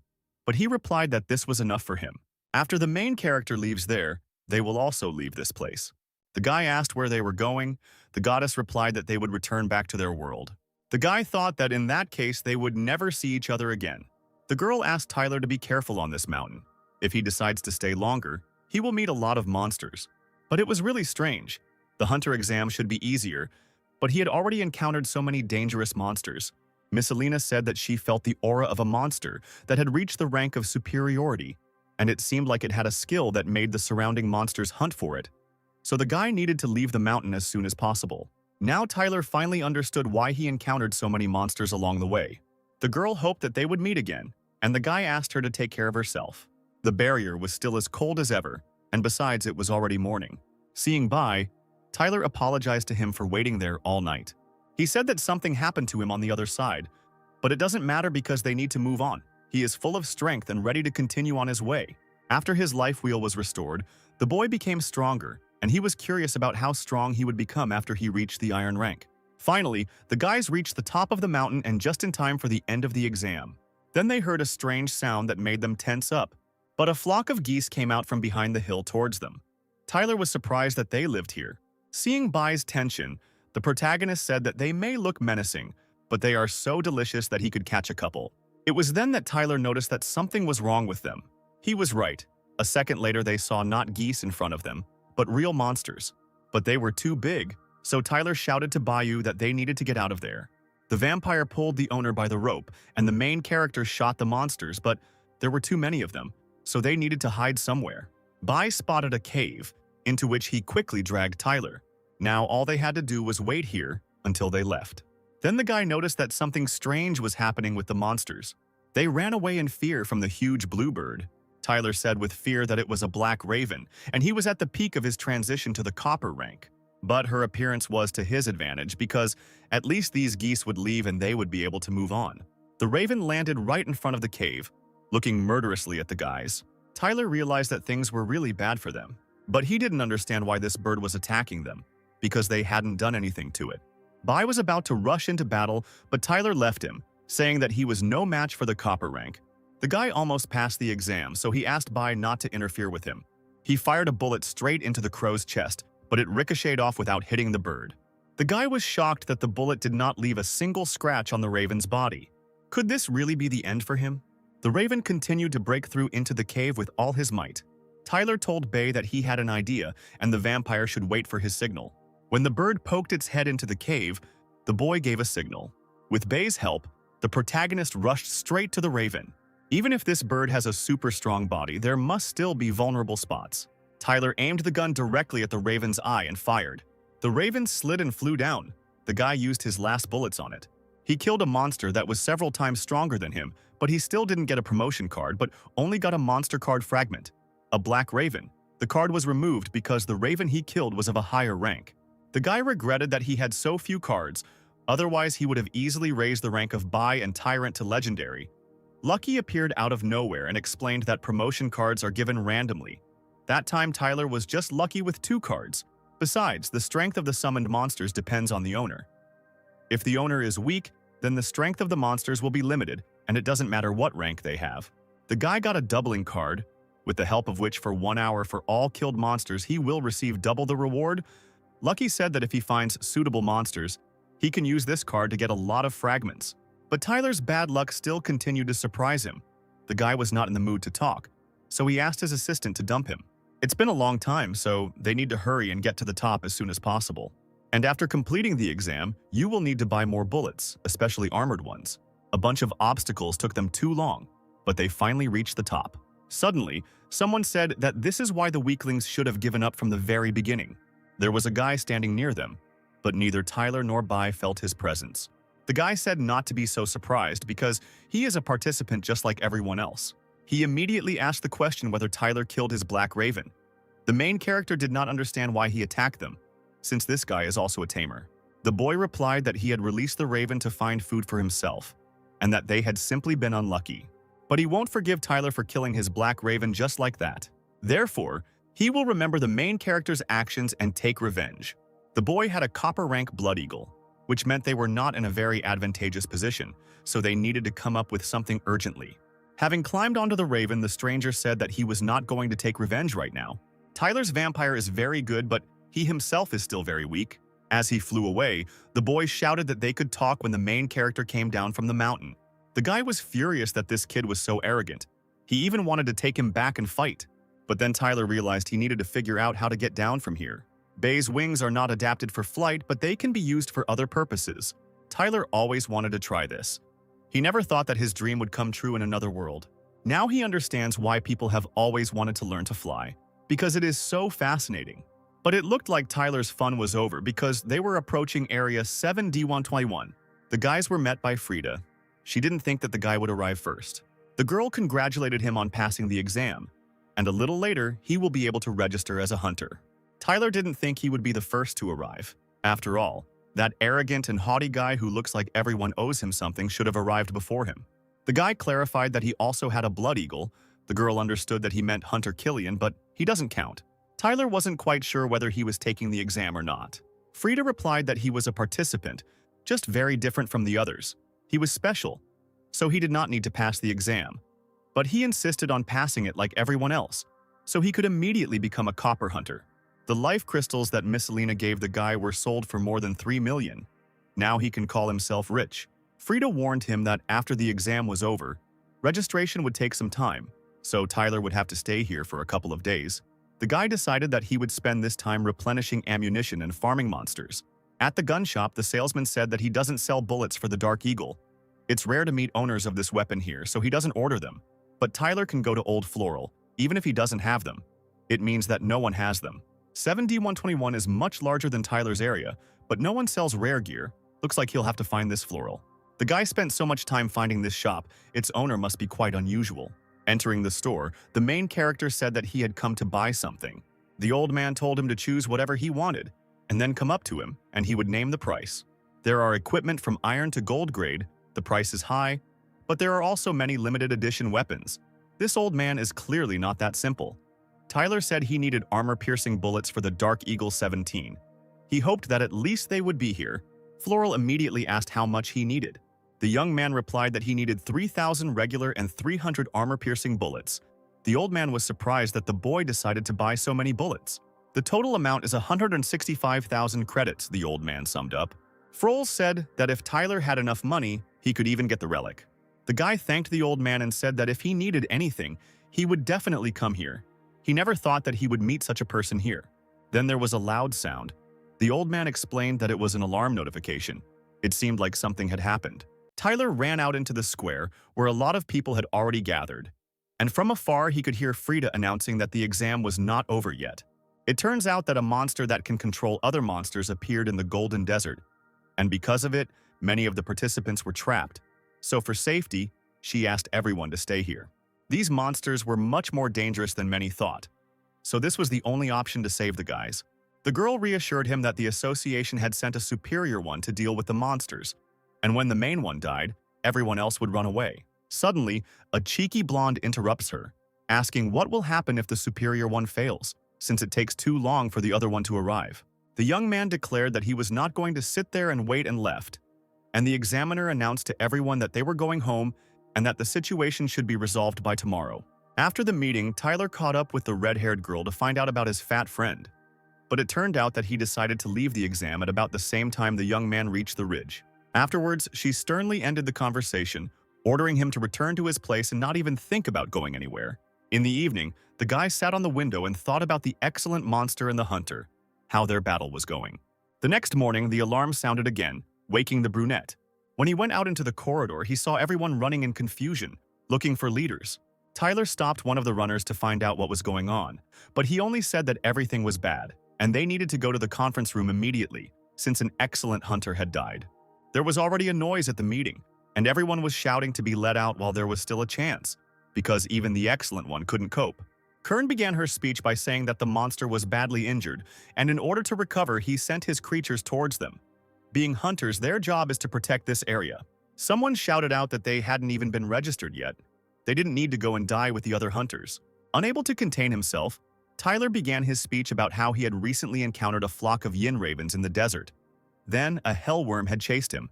And on the ridge, he had almost been eaten by geese. All of them were controlled by an excellent monster, and if the guys decided to leave, they would not be able to cope with them. He asked how long Frida could last, having the highest rank among all. She began to reason that all the monsters from the Golden Desert and the Goddess's Ridge were heading their way, and she would be able to hold out for a day. The young man said that he could hold out for 3 hours. Even gold-ranked hunters were not sure that they could escape, and for them, this was a direct path to death. And even if they sacrifice this place and escape, the monsters will deal with it. After this, they can go to other settlements where the children's relatives and friends may be. Life is to be treasured, but running away is definitely not an option. They need to work together and fight back against the monsters to protect this area. After this fiery speech, everyone began to support him, except for the blonde. Frida supported the brunette and said that everyone should follow the hunters from the association and help protect this place, because if they unite, they will definitely be able to win. Her assistant ordered them to take their gear, form teams that suited their type, and register to make them easier to track. After everyone left, she stopped Tyler and said that her relic was capable of teleporting a maximum of 50 people, and she would allow him and all participants under 20 to leave first. It turned out that the previous speech was only to calm people down. But soon this place will turn into hell. Her relic has a radius limit, so the nearest excellent hunters will only be able to come here after 48 hours. However, the monsters move at a much faster speed, so in 10 hours they will reach them. The hunting association in this area has very little power and cannot protect it. Tyler interrupted her, saying that his words weren't just to reassure the people that once the monsters crossed the ridge, they wouldn't be able to hold out for long. But he couldn't just run away. They just need to stall for time until the excellent hunters arrive, and then they can kill the monster. Their chances are slim, but they are not zero. There is still time to evacuate the residents to the mountains using the mountainous terrain. They will just need to wait 2 days until the superior arrive. The girl told that she knows about one place in the mountain gorge, which can accommodate many people. You just need to find something to block the entrance. Tyler really liked this idea. The girl said that they would follow the plan and they should hurry. Evacuating 200,000 people would not be that easy. After some time, there were many people in the mountain gorge. While Tyler was surveying the area, the guys next to him were talking about the upcoming fight to the blonde. He was calming them down and saying that there was nothing to be afraid of since professional hunters were fighting ahead, so it was much safer here. Tyler noted that John had detection skills and could also set traps. Ethan could fight at long range, and Vivian could provide support. Their team is very well balanced, so they should definitely cope, and the guys were confident of it. They walked past the slain huge monsters. Professional hunters are very strong and didn't even give them a chance to show off, according to John. Tyler began to tell the elder to transmit the acceleration of the superior monster, and the evacuation of so many people would definitely attract the attention of these creatures. Suddenly, the young man saw a projectile flying towards him and quickly pushed her away. It turned out to be a huge axe that almost crushed the heroes, and it was thrown by huge minotaurs who were clearly hostile towards them. The guys were worried when they saw iron rank minotaurs with a totem that increased strength. They thought that they simply had no chance. A huge horde of monsters rushed into battle with a ferocious roar. The guys decided to deal with the totem first. Tyler commanded Ethan to cover him. The young man prepared his crossbow and shot an arrow straight into the minotaur's eye. While the creature was distracted by the terrible pain, Tyler took advantage of the moment and finished it off with his sword. Vivian was told to help John set traps. The squad leader decided that it was high time to try the power of the Great Devastation. While he was distracted by examining his weapon, a minotaur with a totem attacked him from behind and decided to crush him with it. However, the guy immediately reacted and attacked the creature with one move, killing it and receiving a fragment of the country card of the minotaur monster. Thanks to the bleeding effect from John's traps, the monster will soon be finished off. After the battle, Tyler received a fragment of the time transformation card, thanks to which the owner will be able to transform into any monster with which he has a familiar connection. While the young man was reading the card he had received, another minotaur approached him from behind. But it was not to be. Bai cut it in half, thus saving the owner. The team watched in amazement as Tyler fought off a large number of opponents on his own. After this, Tyler said that they had spent too much time fighting. The other team should have reached the meeting point by now, so they needed to speed up. Suddenly, the Empire's ring vibrated, and Frida Kern contacted the young man, asking where the team was. The brunette calmly explained that they were attacked on the way, but everything was fine, and they were already on their way and would be there in about 2 hours. The girl was not happy with this arrangement and said that they should be there in an hour. Since the monsters are heading towards them, they need to run away urgently. Meanwhile, in the gorge where everyone was supposed to meet, the massacre was taking place. Frida fought desperately with the monsters, killing one after another.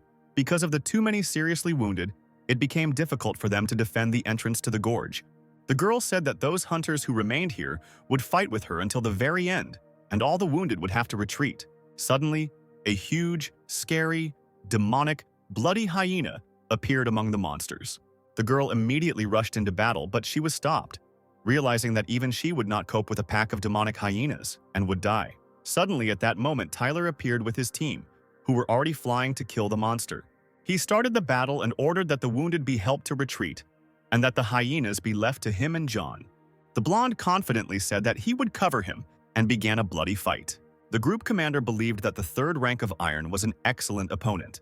However, at that moment, the hyena raised its rank to the second and began to attack with terrible force. She pinned the boy to the ground with her clawed paw in order to crush and kill him.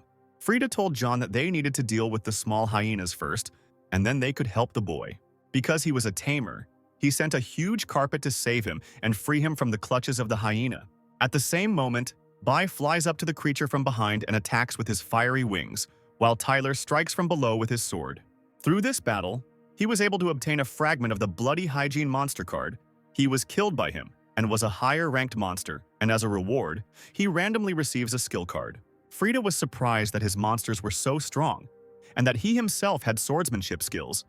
But he said that it was too early to talk, and that they needed to quickly help the wounded while the hyenas were retreating. John said it was very good that they came so early, otherwise everything would have ended very badly. Frida ordered everyone to retreat to the entrance of the gorge and regroup. However, at that moment, a new wave of monsters appeared from behind the horizon. This time, they were spiders. The boys were very scared because they did not expect this, and the girl prepared for another battle.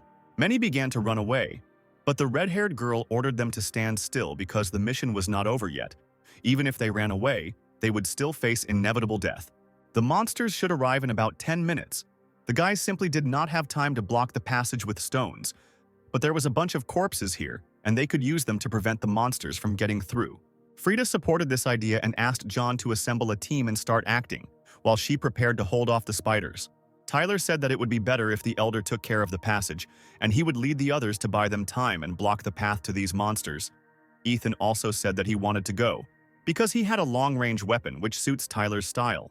The girl reminded that she was the eldest here, and therefore could not place all the responsibility on the young and inexperienced. But the brunette objected that she should not forget that she was the only commander at this base, and for the sake of her honor she will not leave 20,000 lives for them. After that, he rushed into battle along with Aiton and a few other guys.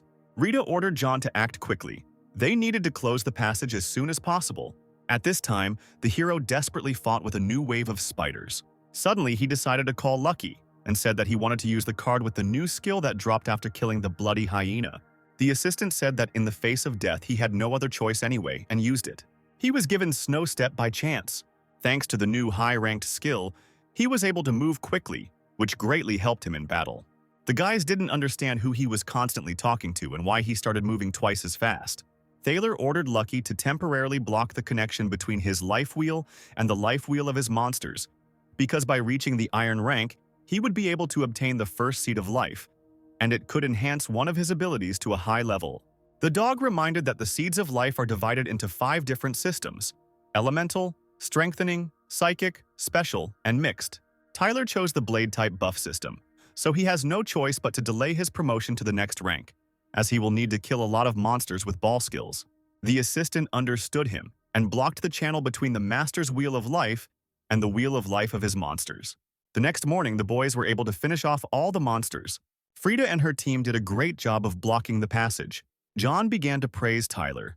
If it weren't for his monster, they would never have been able to hold out until the morning, to which the young man replied that he would like to rest sooner. Suddenly, the Empire's ring began to vibrate for everyone there due to the news that the eastern region of the 7th District was invaded by a horde of monsters last night around 8 o'clock in the evening.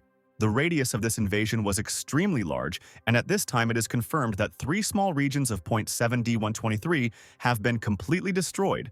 The number of casualties has reached 670,000 people. There is currently no news from the Citadel, but an excellent hunter has been sent there. Everyone started to panic, because many people had families living in this place. Frida assumed that the monster would most likely be seriously wounded by the excellent hunter and was now unleashing its rage on the entire surrounding area. And they were now the only survivors in the area. The girl and Tyler realized that his next target was their base. The monsters continued to advance. The number of victims increased. The girl was afraid that they would not last long. The brunette said that they needed to hold out until the evening, by which time an excellent hunter should reach them. The girl said that she is not afraid of death, and everyone who becomes a hunter forever forgets the feeling of fear. But she does not want 200,000 people to be buried here. Tyler immediately reassured her, telling her that she was a gold-ranked hunter and that there was no need for such a pessimistic attitude. The young man shared that he once heard the phrase, "As long as the chest breathes, always be with hope." So even if the hour of their death is approaching, there is simply no need to think about anything, because the main thing is that she is alive now. The guy clearly embarrassed the girl and she turned away from him, blushing, and told him to quickly get ready and continue guarding the entrance to the gorge. However, one of the guys saw through binoculars that the enemies were attacking again, and the guys became wary. This time it was the horde of iron-armored elephants. Frida was angry, because the excellent monster was too cunning. He wanted to use these elephants to destroy their fortification and cross the canyon. The armored elephant's skeletal structure is half metal, so their natural defense is better than other monsters, and the guys won't have time to destroy them before they arrive and break through their dam. The red-haired girl was determined that even at the cost of their lives, they must protect the passage at all costs. But Tyler interrupted her, pointing out the hunter who had suddenly appeared. The hunter hit the huge elephant right in the eye with one blow. The young man remembered that this type of monster had the most common weakness: their eyes. Frida said that Archie Kern is not just a gold rank, he is a genius, and is currently ranked 11th in the association's hunter rankings and one step away from the superior rank. This hunter was excellent at withstanding blow after blow, and he defeated elephants.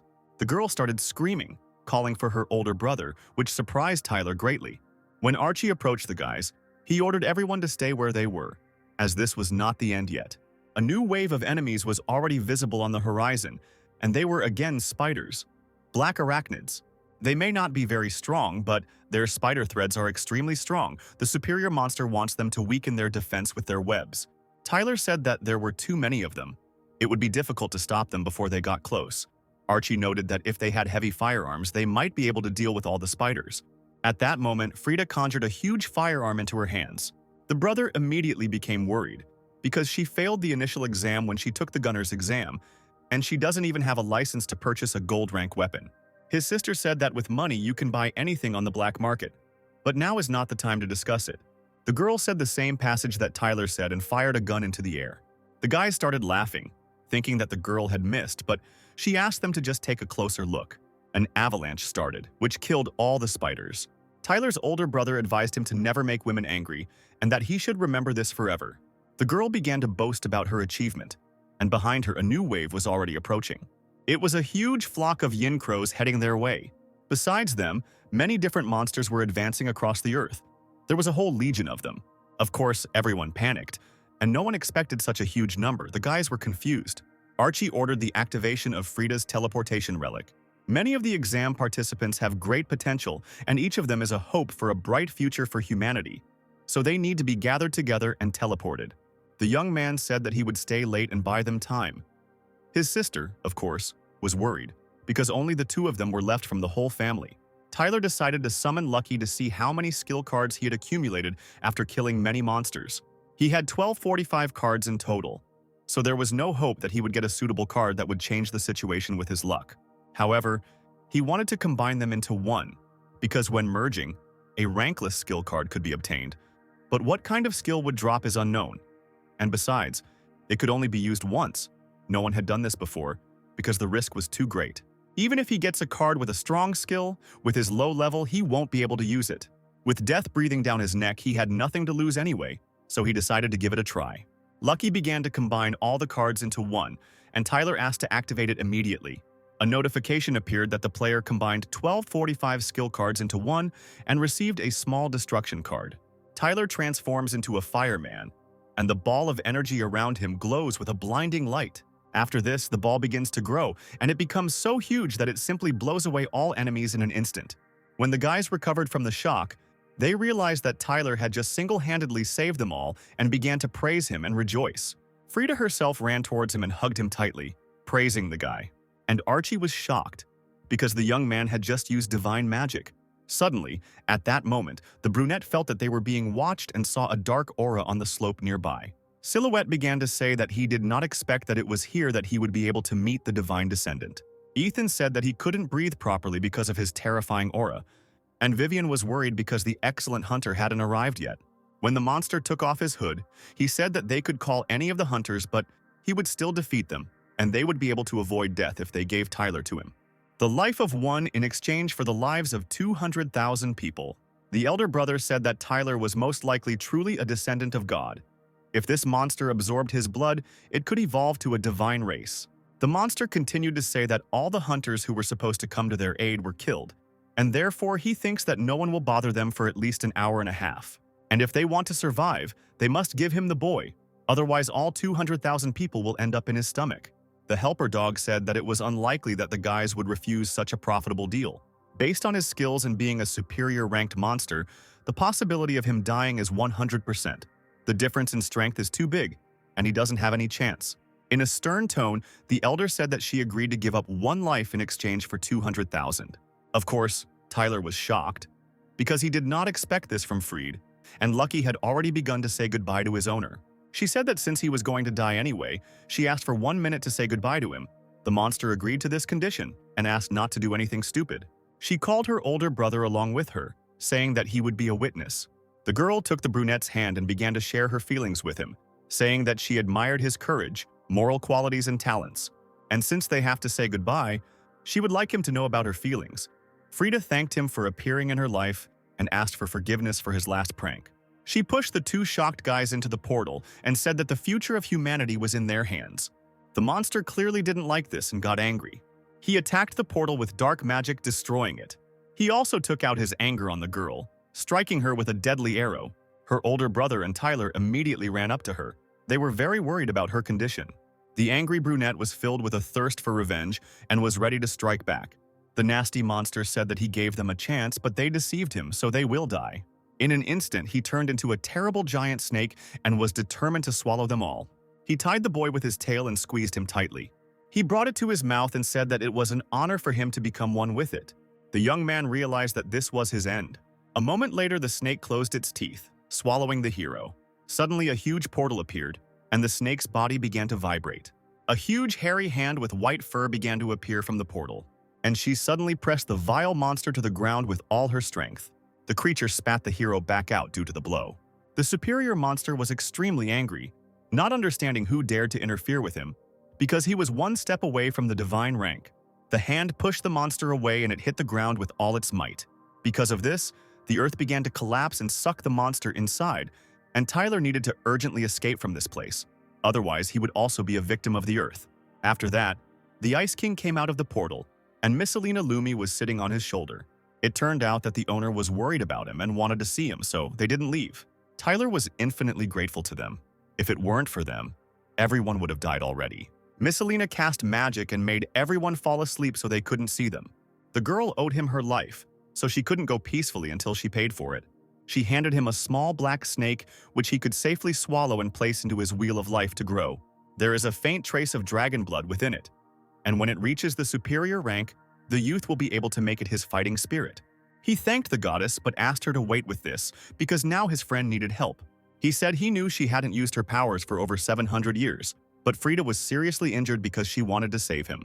Misselina said that in order to restore Frida's wheel of life, she would need at least a superior soul stone, in which case he would have to give up the beast with dragon blood in order to save her.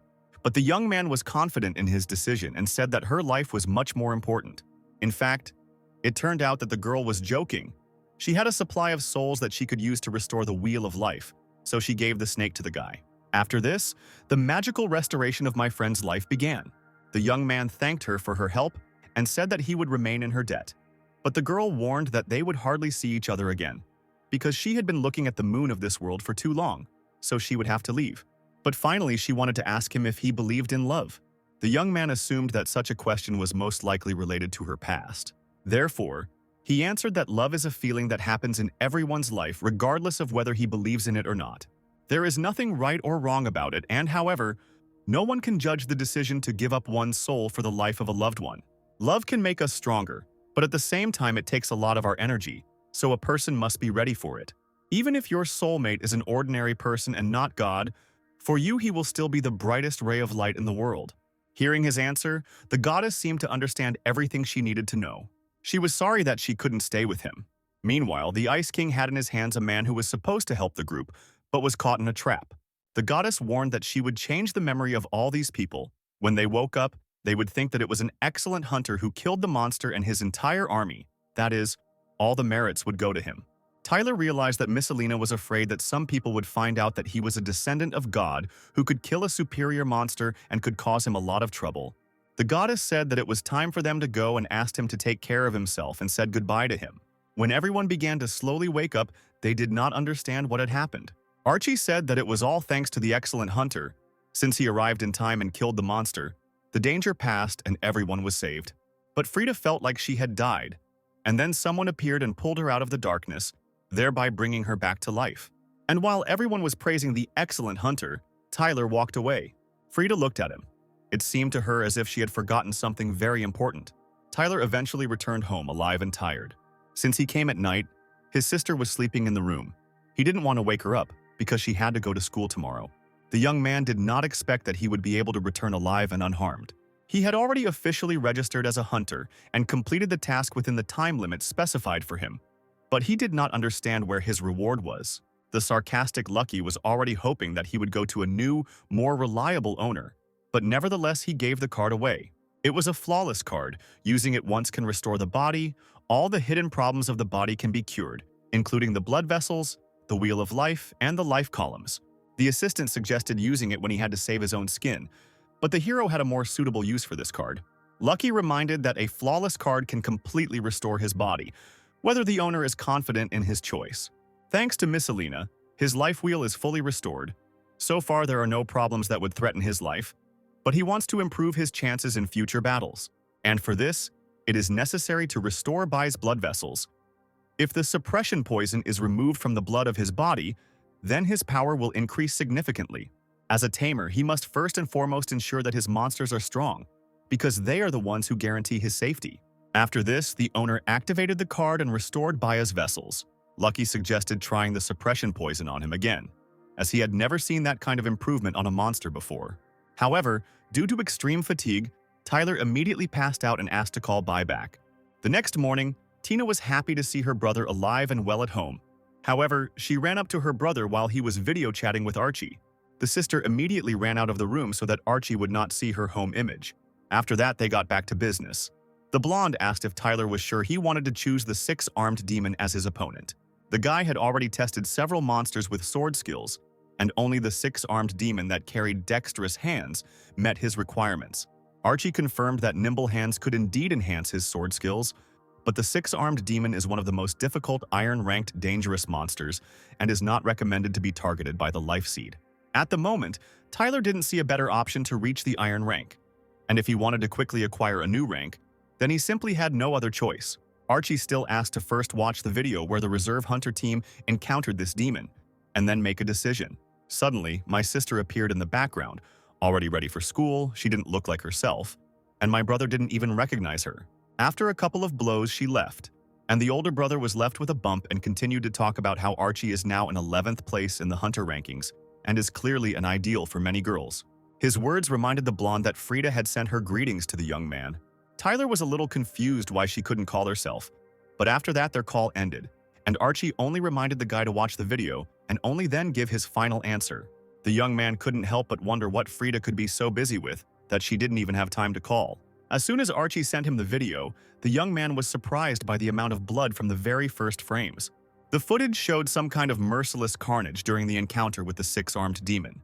He was amazed by the monstrous speed. Each of her arms was a fast killing machine. There was no way to even try to predict her movements. Less than a minute passed before the team of 6 people simply disappeared. After this video, the hero began to doubt whether he would be able to defeat such a strong opponent. During the day, he went to the 7C87 code area, Baki City.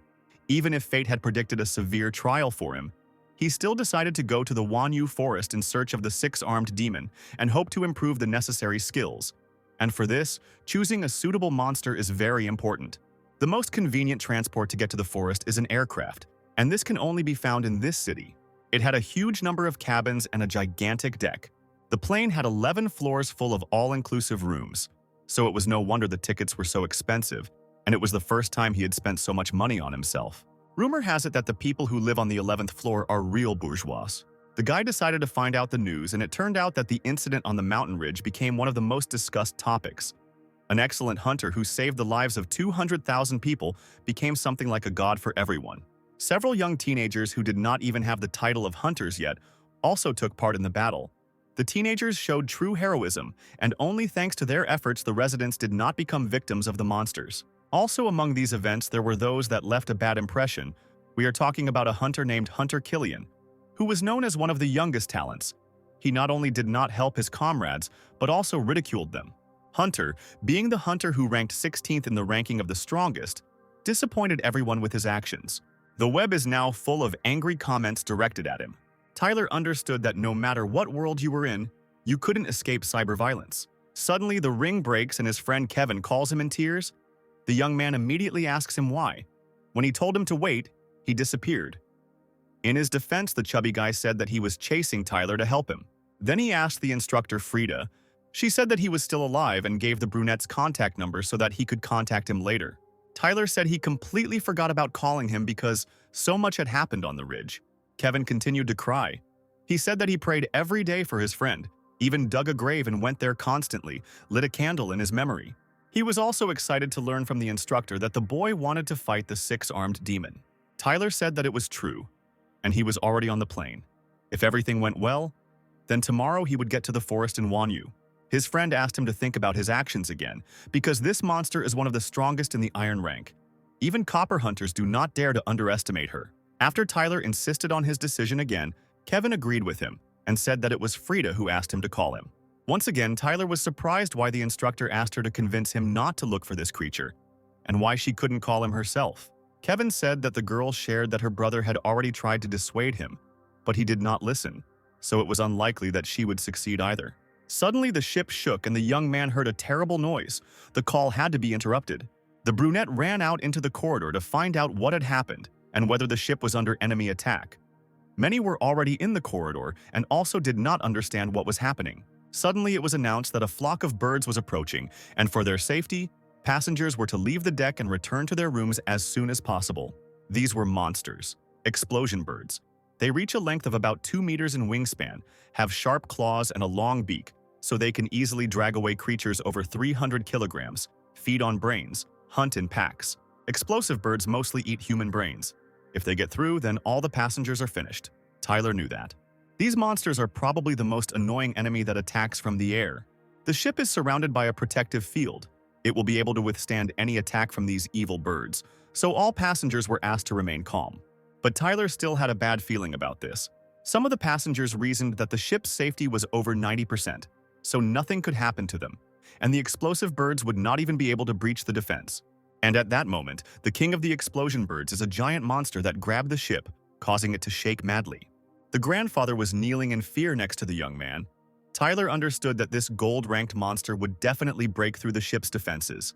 The brunette asked the man if everything was okay, but he understood that things were bad. If the protective field failed, the explosive birds would easily penetrate the ship, and then all the passengers would become their lunch. The guy was thinking about a plan. Even if he released Bai, with his rank, he definitely wouldn't be able to do anything against these monsters. Meanwhile, a bright flash appeared in the sky, and in it was an excellent hunter with golden wings. However, it has gold rank flying equipment on it. Grandfather's spirit was lifted because he realized that they were saved, because this was Adam Garcia himself. He is in 5th place among the strongest gold-ranked hunters. The guy, meanwhile, began the battle and delivered a powerful blow with his blade. With just one swing, he was able to drive away the terrible monsters and win. The ship's passengers were delighted with his strength. The girls could not take their eyes off the handsome young man. He only made one swing. If this move was converted into a skill card, the rating should be at least rare. If Tyler can imitate this movement correctly, he will be able to master a new technique. Grandfather wanted to thank the brunette for his help, but he had already run away on urgent business. In his cabin, Tyler planned to study Adam's sword technique just as he had studied the Great Devastation. However, back then the bald man showed it to him specifically so that he could master it correctly. And now he is trying to repeat the technique that he saw only once. The young man knew that if he understood the essence of the technique, then there was a very high probability that he would be able to obtain fragments of the skill. He set himself a goal. If he doesn't succeed once, he'll try 10 times. If nothing happens then, he'll try 100 times until he succeeds. Lucky asked to abandon this idea, since the young man had been training with this sword for 5 whole hours already. But Tyler didn't give up. Simply repeating the movement wouldn't help him master the essence of the technique. But what if he imagined a battle in front of him? The 6-armed demon's attacks seem a bit complicated, but in reality, any move it makes can instantly kill. Great Devastation is a good technique in itself, but it lacks speed. The guy can't match the speed of this monster. At best, they will simply kill each other. He needs to find a way to immobilize her, to kill her. He can call on Baya for help. Then, he will only have to finish her off with one blow. Provided that Bai could hold back the demon's 6 arms, he would only need 1 second to seize the opportunity, and only one opportunity. And after this realization, he was able to achieve his goal. A notification appeared that the master had acquired a fragment of the Thunder Sword skill card. If he collected all the fragments, he would be able to obtain the full set of moves of this sword technique, after which he continued training.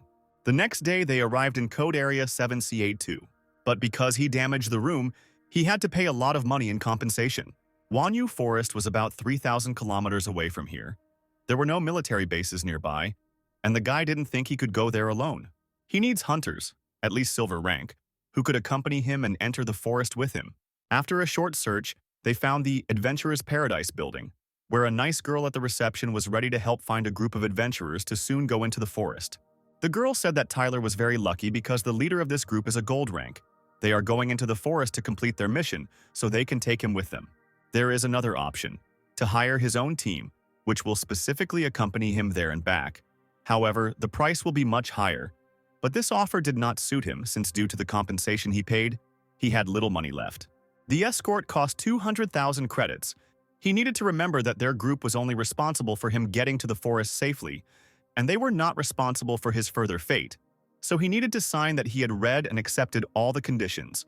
After that, she said that as soon as the payment was received, the team captain himself would contact the young man, so he need not worry. The dog asked if he was sure of his choice, since there was a very high probability that Tyler could die in this forest, but it was too late to retreat. So the guy said that even if he couldn't kill that monster, sooner or later it would be the end for him anyway. At that moment, a message came to him from the leader that they were leaving at 9 o'clock tonight and were gathering at the south gate. From the captain's report, Tyler concluded that he must be a strong and reliable man and happily went to the appointed place. In the evening, he was already in the code area 7C82 at the southern gate. However, there was no one nearby except him, and it seemed to him that he had arrived too early. But then he is called out to, and there is a team of 3 people behind him, led by a girl, Goldie Stewart, who immediately warned him that if he wants to get to the forest safe and sound, he must impeccably obey all her orders. She reminded them that they were only responsible for ensuring that he reached the forest safely, which was stipulated in the terms of the contract. Once they get there, the team will have their own task, so the young man will have to move on his own. She was interrupted by a young man who said that they were going into the forest because they had a rather specific mission, and they did not usually take people with them in such conditions. The young man turned out to be Adam Garcia. He said that most likely they made a mistake during registration, so their team apologizes for what happened. He hoped that the guy would refuse to go with them, since they really couldn't take strangers with them now. And of course, they would pay him compensation. If Tyler did decide to go with them, he would be able to learn new sword techniques. But Adam clearly didn't want to take him with them, which made him a little awkward. The hunter continued to say that they would pay him a good compensation so that he could hire a special team of adventurers for himself. And if he did decide to go with them, then they would have to split up and he might get into trouble. But this way, he could hire a team to escort him there and back and even help him defeat the monster he wanted to fight. Tyler simply couldn't refuse such a wonderful offer, and he was about to say that he agreed, but Lucky interrupted him. It turned out that the guy had activated a mission card, the task of which was that he had to follow Goldie, and after reaching the iron rank, go back to the city with her. Lucky said that if he completed the mission within a certain time, he would receive a promotion card, and if he could not complete it within the specified time, he would be punished and one of his monster cards would be removed. Now he simply has no choice. He still has to go with the team even if they are unhappy. Otherwise, he could lose Bay or Tyron, and then he is definitely done for. Meanwhile, Adam continued to say that since he had agreed to compensation, then they would not part with him here. But the young man turned around in confusion, since he had not yet agreed to anything. Garcia asked if he was going to go with them, despite the fact that they did not guarantee his return. Tyler stated that he had already signed the agreement and did not want to give up halfway now. He noticed that the hunter was too eager to throw him out of the group. Perhaps there were reasons for this. After these words, Goldie resolutely walked forward and ordered everyone to follow her so as not to waste time. His comrade turned to Adam, but he told him to shut up since they still only had to get him there, and everything else would come later. The distance to the forest is about 3,000 kilometers, but riding on gold rank monsters they can get there in an hour and a half. These 4 of the group must be from noble families. Otherwise, how could they have such wealth? Tyler noticed Adam looking at him sullenly. He assumed that the young man had a crush on Goldie Stewart. The leader asked why he decided to head into the forest. And when he told her that the young man wanted to reach the iron rank by killing the monster with the life seed he needed, the 6-armed demon, she was surprised. She sincerely did not understand why he chose this particular demon with his powers, because if he made a slight mistake, he could say goodbye to his life. The brunette said that there was nothing wrong with that. If he couldn't defeat it, he could choose another monster because the main thing was to try. He was very happy and grateful to be in their company, but he was embarrassed by Adam's constant supervision. When they approached the Wanu forest, they heard a terrifying roar. The roar seemed to belong to a gold-ranked monster. After landing, Tyler had a strong feeling that the source was somewhere nearby. The team members reminded their leader that they had already completed the mission and brought him here, so there was no need to accompany him into the forest, as they had their own task now, and if he survived, they could pick him up on the way back. Goldie explained that they were on the same path anyway, so they would take him to his final destination. Wanu Forest was teeming with monsters that he couldn't defeat on his own. Adam decided to intervene and supported the leader's decision with a smile, saying that the boy would be safe with them for some time and it would not affect their schedule in any way. So they went further and saw how a huge dragon was killing its prey. This was the noise the team heard when they flew up to the forest. Stewart explained that this is a type of golden armored dragon that has undergone its first mutation. People call it a crimson armored dragon. Among the gold-ranked monsters, he is considered one of the strongest. Adam regretted that there was no tamer among them, since they could tame and seal him. Tyler knew that he, who wasn't even an iron rank, would be nothing more than a toothpick to him if he fought this monster alone. The strength of a 3-star gold-ranked crimson-armored dragon is comparable to that of a gold hunter. Only Goldie and Adam could defeat it out of the entire team. Garcia said that since there was no tamer, there was no other choice but to kill him. There was a terrible roar as the dragon saw the team approaching him and threw down his dinner. The brunette felt a terrible pressure. Not only could he fight, he couldn't even move. Adam decided to act like a knight and did not allow the lady to fight, but went into battle himself. He stuck out his blade and asked to wait a minute. The monster headed towards the hunter with furious speed and hungry, evil eyes. If he bites or even slightly scratches the victim's end, not everyone can handle such pressure after all. It is one of the most powerful gold rank monsters. Goldie told Tyler not to worry because, although the monster is strong, his opponent is Adam Garcia himself. And as soon as the creature approached the young man, the hunter prepared for his victory. He teleported in an instant and in a moment was already above the monster's head. With one movement of his hand, he cut off the head of a gold-ranked dragon without any effort. Tyler was shocked. This guy was too strong. The hunter turned to the brunette, saying that if he was afraid, then he should stay behind. And immediately he felt a strong sense of disgust. Tyler wished he had the dragon attribute. Otherwise, he would have been able to collect a whole dragon monster card. However, a notification appeared that a dying mutated monster with dragon blood had been discovered. The monster was suitable for inventory with the mutated soul of the beast that was in the master's body. Tyler really liked this unexpected surprise and now he can get a new dragon card. He immediately turned to his team and said that he needed to stay a little longer and go pee. But they could move on for now. The guys from the team immediately realized that he wanted to wait until this dragon died to take his corpse. For a poor guy like him, this was a big jackpot. But if other monsters came to the smell of the dragon's blood, then this guy would get nothing. Meanwhile, Lucky commanded him that the young man should touch the monster with his hand in order to form a connection with the black python that is in his body. And as soon as he touched it, he felt the soul of the black python being released. The black python has dragon blood, making it ideal for fusing with the crimson armored dragon. He ended up getting a blue epic card, Immortal Dragon. The initial stage of the dragon he was his classification by blood concentration. The lowest of it were the heavenly dragons, and those above the heavenly dragon rank were already considered true warrior dragons. Dragon blood creatures are powerful creatures. Dragon blood is rated in the following levels: elementary, intermediate, advanced, and ultimate. The rarity of the card can be epic, legendary, mystical, or even divine. Misselina Lumi said that strong monsters have more value. Lucky brought the guy back to reality, telling him whether he needed a card with a new skill or whether he should go back to bed to sleep. Naturally, he wanted to get enhanced regeneration, and after a random choice, he received absolute protection. The dog joked with him that the loser was back in business. Supposedly, since he was lucky once he would continue to lead, but in reality this is not so. But Tyler didn't despair, because absolute protection was just right for short-range battles. Unfortunately, he can only summon the dragon after reaching the iron rank, otherwise it would improve his chances in the battle with the 6-armed demon. After that, he returned to his team. The leader asked him not to lag behind anymore, as it was very dangerous here, and the rest of his comrades were clearly unhappy with his return. Tyler decided to ask Goldie if the crimson armored dragon was a dragon of the dragon family.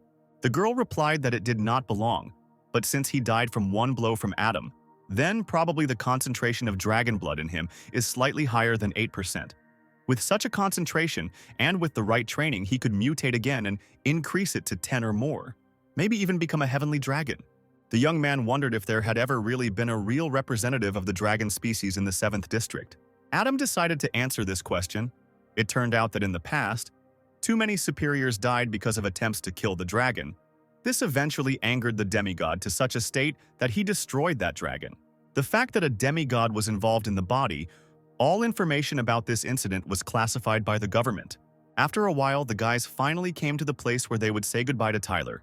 They told him to just go straight for another 3 kilometers, and in that case he would get to the habitat of the 6-armed demons. Goldie stopped him and asked him not to force himself if he couldn't kill the 6-armed one, because it wasn't scary and life itself was an important thing. But he would be able to choose other more powerful seeds when he became stronger. The guy smiled and said that if he realized that he couldn't do it, he would change his mind and wish them luck in their mission. The girl thanked him, and for the first time he saw her smile. She may have looked cold on the outside, but inside she was quite pleasant.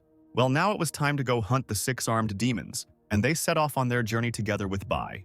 The sources indicate that the six-armed demons are immortal creatures that suck the life out of everything around them. At night, the fighting power of these creatures is much stronger, so Tyler suggested waiting until dawn and then taking action. The distance between the two demons in front of them is too small. If he wants to survive, he must first lure them one by one with Bai. The guy suggested looking for a monster nearby that walks alone. They rushed to find the lone demon. To reach the iron rank, a young man must at least kill 2 six-armed demons, which will not be easy. Suddenly, Bai touched the owner's shoulder, pointing to what he had found. In front of them was a mutated form of a 6-armed demon in a purple dress. Going against 2 people was very risky, but he didn't want to miss this chance. They decided to act according to the plan.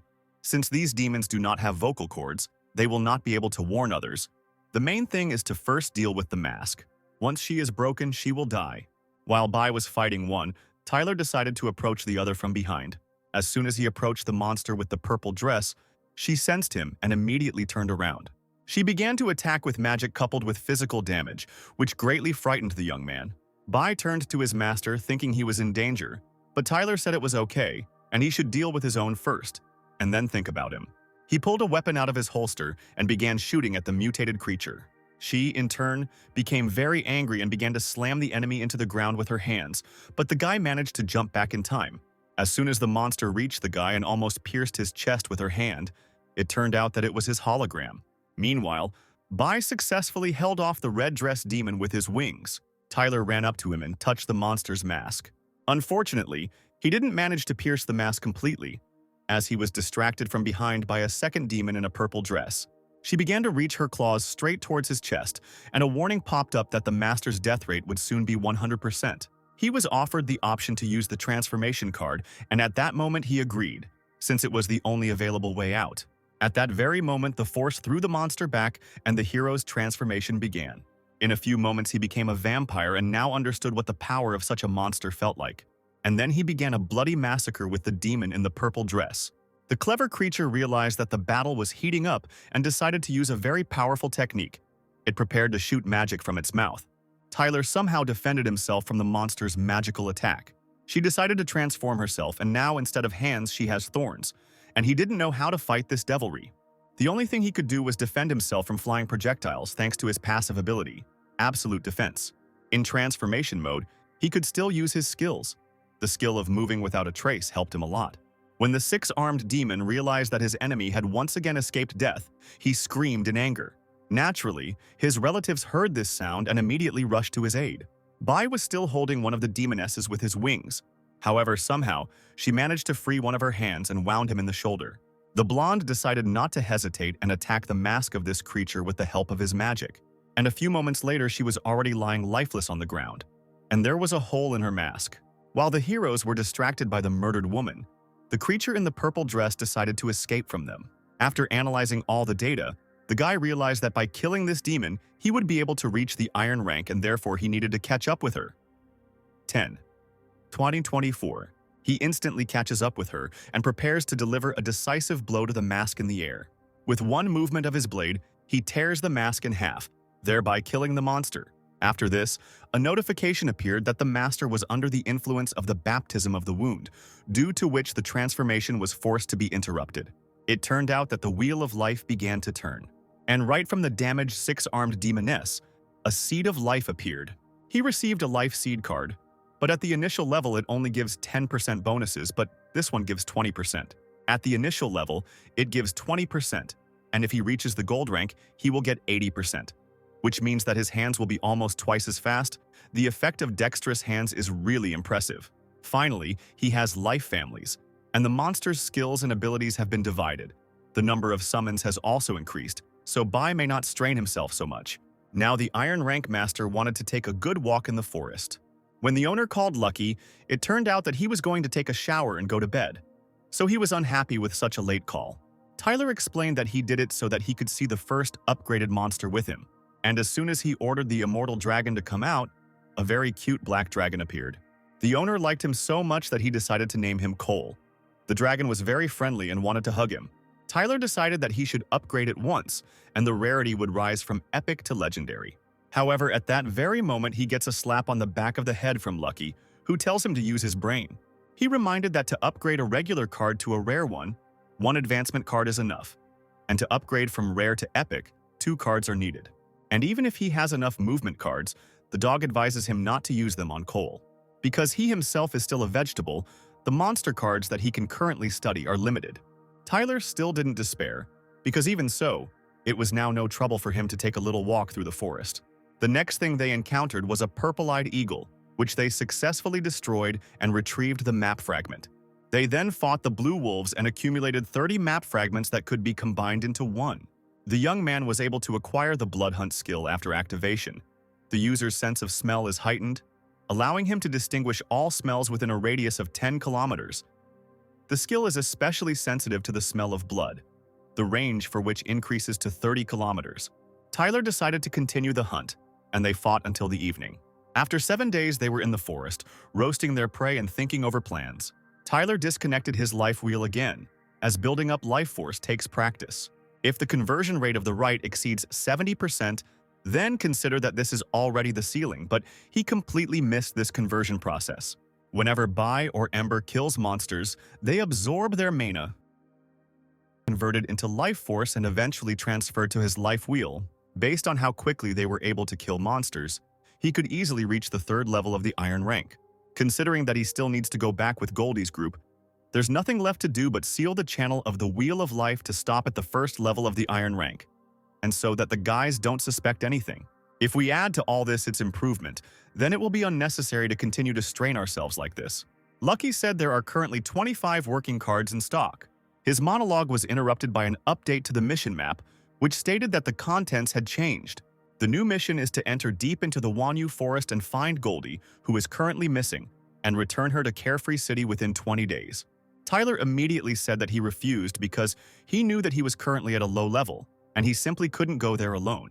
The assistant reminded him that he must not refuse, and if he gave in, he would be considered a failure and therefore punished.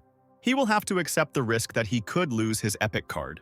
After these words, his eyes lit up. It seems that lately he even began to like this dog.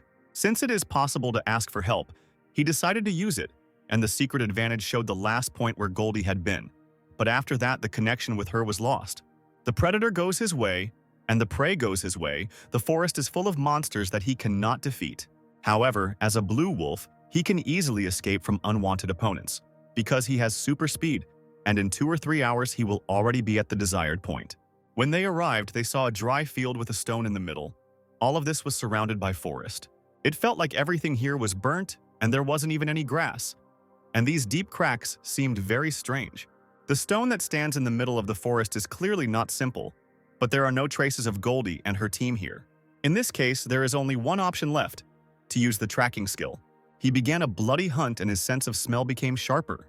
However, from the outside it looked very strange, but it was effective. The scent led them to a waterfall where the trail disappeared. The waterfall doesn't seem that big. Maybe there is a hidden cave behind it.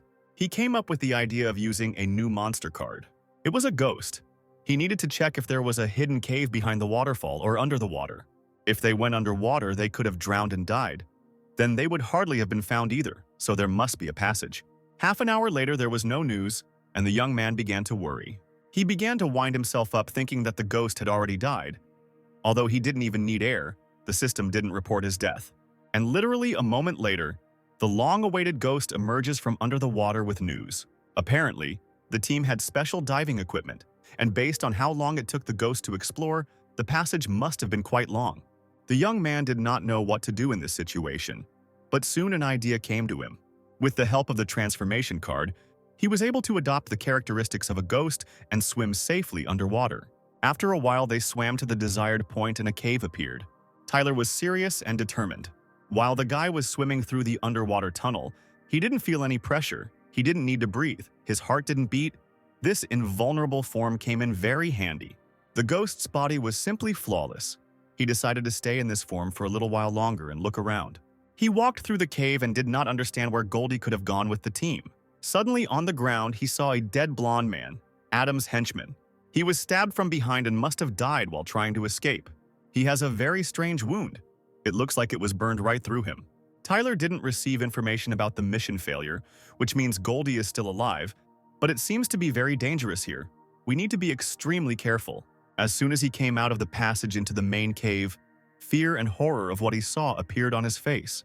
In front of him was a superb octopus monster with a very strong aura. To be honest, Tyler was already tired of meeting excellent monsters on every corner. Suddenly, he noticed blood on a stone nearby, which meant Goldie and the others were here. Most likely they ran away from here after they were wounded. The cave is simply huge, and it is easy to get lost in it. So first you need to find out their exact location, and not walk around in circles here. However, he was discovered, and a toothy tentacle was already rushing towards his face. He quickly hid in the cave and transformed into a ghost so the tentacles didn't notice him. It was dangerous. If it weren't for the phantom transformation, all that would be left of him would be a wet spot. He knew he had to get out of here first and then activate the skill again. Someone is seriously injured, the bloody hunt can pinpoint their location. He followed the trail exactly. He found Adam and Goldie alive. The guy was seriously injured since the tentacles of that creature contained poison. The brunette realized that if they saw him now, there might be problems, so he decided to watch first. The guys stopped after a while, and the leader laid the guy on the ground, asking how she could save him. Adam said that the only option now is a blood replacement. She needs to bleed and inject some into his body. This will help dilute the poison so that he can get to the city. Without thinking, the girl immediately took the blade and cut her hand to replace the blood. Tyler was confused that the hunter asked specifically for a blood replacement, but how could one get rid of the poison of a superior monster so easily? Only he wants to sacrifice the girl. This thought horrified the hero. After a while, she said that she could barely hold on because she had released a lot of blood. Adam, in turn, quickly pulled out a blade and struck the girl in the stomach. He brazenly said that if the girl did not give him all her blood, then how would he get rid of the poison? He finished the blow with a quick movement, and the girl in turn fell unconscious. Tyler couldn't stand this horrible picture and called on the BI to destroy the scoundrel hunter who took advantage of the young girl. And while the two were fighting, he ran up to the victim to help her. This unexpected turn of events angered the hunter, and he wanted to kill the brunette who appeared. He ran up to the young man from behind while he was holding the girl in his arms in order to strike him to death. But it wasn't that easy because the guy summoned two monsters at once and the coal was already behind this freak's back. He roasted the traitor Adam with a hot flame, but he decided to dodge. The situation was going well for Tyler as he had leveled up, while Adam had lost half of his strength due to a serious injury. Brunette ordered Bay and Ugolko to seize the disgusting Garcia. The young man took a rifle in his hands and began to shoot the scoundrel, because by killing him, he would cleanse the world of filth. A few moments later, the traitor was bound by Bay's shackles, and Ugolyak was already aiming at his face. However, it's not that simple. The guy was a gold master and he escaped from the trap. He was furious and went straight to Tyler. However, he made one unforgivable mistake. He came too close to the young man and he was able to pierce him with his wings. The guy fell at the winner's feet, completely bewildered. After all, he didn't understand whether it was a human or a vampire in front of him. But Yang quickly interrupted his question by saying that it shouldn't worry him. He wished for him to go to hell, and by killing a gold-ranked person, he received the rare skill cards Thunder Sword and Cloud Step for it. The guy was pleasantly surprised that it turns out that you can also get skills for killing people, but he forgot about the most important thing: saving Sweet Goldie. He immediately ran to the dying girl and used the healing card on her. After a few moments, she recovered completely and asked excitedly what had happened. That he finished off the bastard and saved Goldie Stewart. Suddenly, the tentacles of a superb creature burst out of the wall, intending to devour them. Most likely, it was provoked by the monster summoned by Tyler, or more precisely, his dragon blood. The young man commanded Bayou to get the girl out of here, and he himself planned to distract the creature. He asked them not to worry about him because the guy is not that easy to kill, so let them just wait for him upstairs. Bai, without further ado, immediately took the girl into his arms and flew away, and she looked after him with excitement. The monster began the attack, almost killing the brunette, but it's good that he managed to jump back. Fighting him is not as easy as fighting Adam. Going head-on at him is certain death. And at this moment, the young man decides to use his ghost skill. The monster has already focused on his scent, so he needs to buy some time so that Bai and Goldie can get out faster. However, this creature was too smart, and the young man could not fool it. There was only one option left. There was a small hole at the top from which light penetrated. You just have to try to break through to it. The octopus began to destroy the space around itself in order to accurately hit Tyler. The young man found himself right in front of the giant mouth of this creature, and it was at this moment that the time came to use the transformation card. This time, he used the purple eagle transformation card, which would allow him to fly away. He immediately soared into the sky through a small opening at the top of the cave, and the monster naturally followed him. The tentacles had already begun to stretch out furiously to grab their prey. However, that same strange stone that stood in the middle began to release dark energy. The monster began to evolve under the influence of such strong magic and take damage. As expected, he was sealed under this stone, so he couldn't get out of there. After a while, he returned to the clearing in front of the waterfall, where he was supposed to meet the guys. Goldie had diving gear. Bai must have led her through the main exit, but they were still nowhere to be seen. At that moment, a pebble hits him in the back of the head from Bai, who points to the big stone behind him. Tyler began to be indignant about why he couldn't speak in words because when they fought, he could speak. But as soon as he became his monster, he suddenly became mute. Looking behind a large rock, he saw that it turned out that the girl had gone to the toilet and was not expecting guests. At that very moment, he receives a juicy slap in the face for his perversions. However, when the girl had already calmed down, she sat down next to the guy and thanked him for saving her. He suggested that they return to the city with him as soon as possible, as he was very tired. Goldie asked about Adam, but Tyler said that he was seriously damaged by the poison in his body, and he only finished him off with the help of his monsters. The girl shared that when she returns, she will tell her family that Garcia was eaten by a superior monster so that Tyler does not worry about himself. She continued to talk about how the Garcia and Stewart families are aristocrats and they have no proof of his death. In any case, they will have to be wary of unnecessary troubles. The guy guessed that she was worried that things could escalate and he could be drawn into it. It turned out that they didn't just go to the excellent monster for nothing. Her mission was to see it and become stronger. But she didn't know that since then it had mutated twice, and although its strength remained the same, its abilities became 10 times stronger compared to what they were 100 years ago. The girl asked why he suddenly decided to come to her aid. The guy joked that he liked her. She knew that the young man was hiding something from her, but for his kindness, she would not ask any more questions. Returning to Carefree City, the young man was exhausted. Suddenly, Goldie turned to him and asked him to give her his thing. It was Adam's ring that the boy picked up. She knew that after death the Empire ring was supposed to close, so Tyler wouldn't be able to open it. Stuart asked not to worry, because his reward was there, and as soon as she got what was inside, she would send everything to him. She said that they would part at this point and hoped that they would meet again someday. After completing this task, he received a relic card as a reward, a progression card. When he returned home, he asked Lucky to sort out all the cards he had before his sister returned from school. It turns out he now has a total of 19 cards, plus 5 cards with new monsters. His greatest achievement is the new skill he received for killing Adam Garcia. This was quite good, but he was interested in the storage map and the restriction removal maps. Lucky said that if he activates these 2 vault cards, he will be able to get 2 additional life wheels.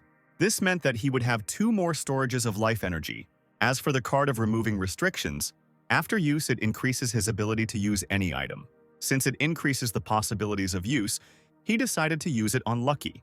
He smiled maliciously, joking that he was not an object and that this could not be used on him. Of course, it could be activated, and the next moment this is what happened. The activation of the new skill, the map fragment store. Tyler started looking at the fragments. This list of iron and bronze rank fragments, and he can't look at the pages with higher rank cards. Obviously, they are all the same level, but he has to give up 2 fragments to trade for 1. Tyler decided to close the topic, since he did not have the means to buy anything from the store, so it was better to wait until this rank was promoted. Lucky wanted to remind him that even though his iron rank life wheel was already full, it would take at least a few months for it to stabilize. Otherwise, moving up to the next rank would cause a leak of life force, and the life force itself would be extremely unstable, and even a slight leak of this force could lead to fireworks from his intestines. Practicing life skills can shorten the time required. The higher the skill level, the faster the life energy will accumulate, and the more the stabilization period will be shortened. But choosing a life skill is not an easy task. It needs to match your attribute and more. And so Tyler decided to contact Archie. But after the operation to clear the area of monsters, he had not been able to sleep normally for several months. The brunette apologized, but unfortunately, he was the only one he knew who had the most experience in this matter, so he could only turn to him. Archie said that the guy killed the 6-armed demon and reached the iron rank, and this is very difficult, so it is an honor for him to help him. When choosing a life skill, you need to check your life force to see if it has an attribute, since a life skill of the same attribute as your life force will give you an advantage. However, many people may not have any attribute at all, and choosing a life skill is also a matter of personal preference. And naturally, the higher the skill class, the better it is. His weapon is a sword, so Archie recommended choosing the military life skill. This life skill has 9 levels. Most people cannot go beyond the 4th and 5th levels, and very few people reach the 6th level. The 6th level is a key stage. If he can reach it, his strength and speed will be at the level of the highest life skill. Tyler was inspired to choose a military life skill. The blonde asked if the young man had received the parcel, but the guy didn't even know that he was supposed to receive something. Last time, everyone who helped resist the horde of monsters was sent rewards. He was just given a military life skill, and the delivery should have arrived a long time ago. After some time, the little sister returned from school and happily rushed to her brother. As always, she was very worried about her brother's health. And Tina was also afraid that he had died, since he had been gone for a long time. She said that he was the only one left of her family, and if something happened to him, she wouldn't even know how to survive it. Her older brother calmed her down, telling her not to worry, because as long as he was around, nothing would happen. Since the girl's vacation starts tomorrow, her brother has already booked plane tickets and they will go traveling together. Tina quickly rushed to pack her suitcase, and Tyler asked if any package had arrived. It turns out that 2 parcels arrived, and his sister said that she would now bring them to his room. The brunette was surprised that he received 2 parcels at once. When he opened the first one without the sender's address, he saw a note. The password for opening the ring was written on the paper, and the ring itself was in the box. This ring has a capacity of 100,000 square meters. If the guy increased the capacity of his own ring, he would have to spend 100 million credits. When they looked through his inventory, they couldn't find anything suitable, but something still caught their eye. Among the things, the boys found Adam's battle sword, which made them very happy. There is also a storage room for credit. I wonder how much Garcia managed to accumulate. A notification appeared. The owner's account updated funds amount to 38,155 million, which shocked the guys. The guys didn't expect that Goldie would give away all the contents of the ring without blinking an eye. The influence of these aristocrats was much more terrible than he could have imagined. At this point, the owner had enough credits and 4 promotion cards in reserve. He could upgrade Bai and Ugolko, but a double upgrade is equivalent to a single life transformation, and both of them will turn into another species and will require a large amount of life energy during evolution. An unusual surge of life force may attract the attention of a superior or even a surveillance bureau, so Lucky advised against starting an improvement in the territory of strongholds or the lands adjacent to them. It is also dangerous to do it in the wild, as there may be superior monsters. From the package, Tyler took out a bronze token, which meant that he had been promoted to the rank of bronze, meaning that he was now a real hunter and not a reserve one. Next, he took out the life skill military training crystal that Archie had spoken of, which he could activate with life energy. Tyler and the assistant were surprised when a hologram suddenly appeared. After a while, an old gray-haired man loaded up. He started showing various fighting poses, and the guys didn't immediately understand what was happening. Tyler said it was hand-to-hand combat, but it felt like every blow was fatal. After the man finished showing the techniques, he said that the name of this close combat technique is military tactics. It is used together with the military life skill until the owner reaches the gold rank. Learning military tactics is not difficult at all. The main thing is to reach a higher level. You need to divide the flow of life into 2, 2 into 3, 3 into 4. Eventually, his life force will be divided into 12 streams, and then he will be able to fully master military tactics. He needs to divide the energy either from all sides or gather it together and hit with all his might. The formation of different forms can develop military tactics to maximum effectiveness. It was no wonder that everyone liked the military life skill. Thanks to it, you can arbitrarily change the shape of your life force. Dividing the power into 12 streams is not easy, but if he succeeds, he will be able to give his power any form. After training, the owner reached the first level of military tactics, and now he can turn it into a card. If he trains, he will be able to receive it fragment by fragment, and if he collects a significant number of fragments, he will reach the next level. The skill will be upgraded to level 2 when he collects 200 fragments. To move to level 3, he will need 400, and so the number will always double. And to go from 8 to 9, he will need 810,000 fragments of life skill. With each opening, the effects increase by 12%. Accordingly, at the 5th level, it will be 60%. When the skill reaches the 6th, the increase will already be 72%, and this is already the level of the highest life skill.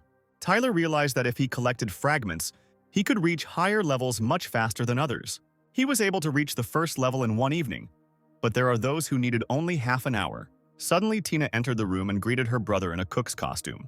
Since the holidays had begun and her brother had promised that they would go on a trip, she decided to thank him. On the table, there were many different interesting dishes, clearly saturated with poison. The brother understood that he couldn't upset his sister and tried to stuff everything that was on the table into himself as quickly as possible, choking, but saying that everything was very tasty. Because he praised her dish so much, she said that she would now give him more, because she had prepared a lot. After eating, his sister told him to pack his suitcase. If they wanted to catch the next flight to Xiaogong, they could use the Eagle, so they could get to the plane on time. Poisoned and barely alive, Tyler croaked that they didn't have to fly on the Eagle. When they left the house, he decided to show his sister something that would get them there much faster than the oral. Now that his sister knew he was a tamer, the boy shared that he had found out about it himself when he registered for the Reserve Hunter exam. They rushed to their destination, and the sister admired her brother. Luckily, the girl had grabbed a cake that she had baked herself. They would definitely have to celebrate such an event, but Tyler insistently asked her to dissuade her from this idea. Tina was delighted when they arrived in Xiaogong. Now she understood why everyone came here during the holidays. It turns out she made a small list while they were inside the ship. It included the most famous eateries in Shigun. All day long, they walked around different places and had fun in every possible way. Tyler was suddenly drawn to the news that the Stewart family was the most powerful among the 6 royal families of the 7th Division. The daughter of the Stewart family reached the rank of excellence at the age of 19. She is a genius that is born once in 100 years. The news started talking about the increasing number of missing young girls, but without listening to the end, the sister took her brother's arm and they went on to have fun. A little later, they checked into the hotel. Tyler had to carry his sister in his arms, as she had eaten her fill and fell asleep halfway there. After a while, the young man called Lucky, who was unpleasantly surprised because he did not expect that he would be disturbed during the holidays. Tyler said that he delivered his sister to her room and she was already asleep, and in the remaining time they would continue to improve the life skill. Even now, he could easily separate the streams of life. Unfortunately, only patience and hard work can help him learn military tactics, and when he moves to the next level, he will have to train even more. Lucky said that the young man would be able to get 1 fragment if he completed 1 full rotation cycle. Even if he trained 15 hours a day, he would still need at least 7 days to reach the 2nd level. However, the guy found that as the number of workouts increased, the time it took to complete the cycle could decrease. At this time, Tina was walking in the corridor. She couldn't sleep. She decided to go to her brother and find out what he was doing. Meanwhile, Tyler's life energy rotation was going well. If he was lucky, he would be able to reach the 2nd level this evening. Since no one answered the girl, she thought that her brother had fallen asleep and decided to take a walk alone. She was walking in the park. I don't understand why my brother goes to bed so early because they could play together better.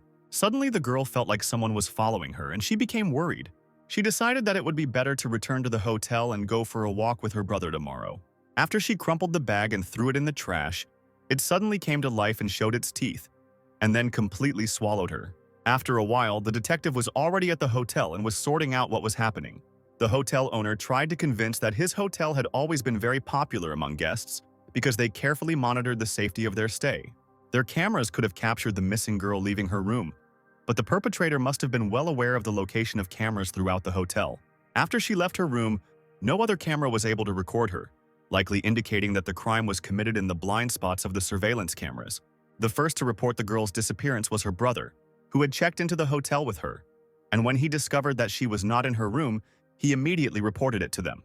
The detective wanted to know where his brother was now, but the owner said that he had disappeared somewhere. At this time, in one of the buildings, Shaguntina was thrown to the floor. Opposite her sat a little girl, and behind her was a huge caterpillar. A girl named Lee introduced her friend, a caterpillar, who helps find new family members. Today, she will be a new sister, and they will all be daddy's girls. Out of fear and not understanding what was happening, Tina began to tremble and turn blue. The girl said that if she tried to escape from here, she would become food for her caterpillar, just like everyone who had been here before her.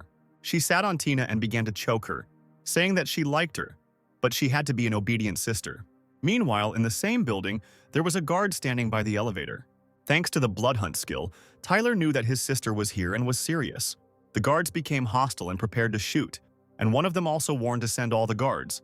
At this moment, Bai with fiery wings appeared behind them. He quickly dealt with all his opponents in a few blows. After he cleared the way for him, an enraged Tyler moved on. There were already many guards waiting for him outside the elevator door, ready to shoot mercilessly as soon as the doors opened. And as soon as the elevator arrived at the 50th floor and the doors began to open, shots were heard. However, the young man decided to enter the room from a different entrance, thereby ending up behind them.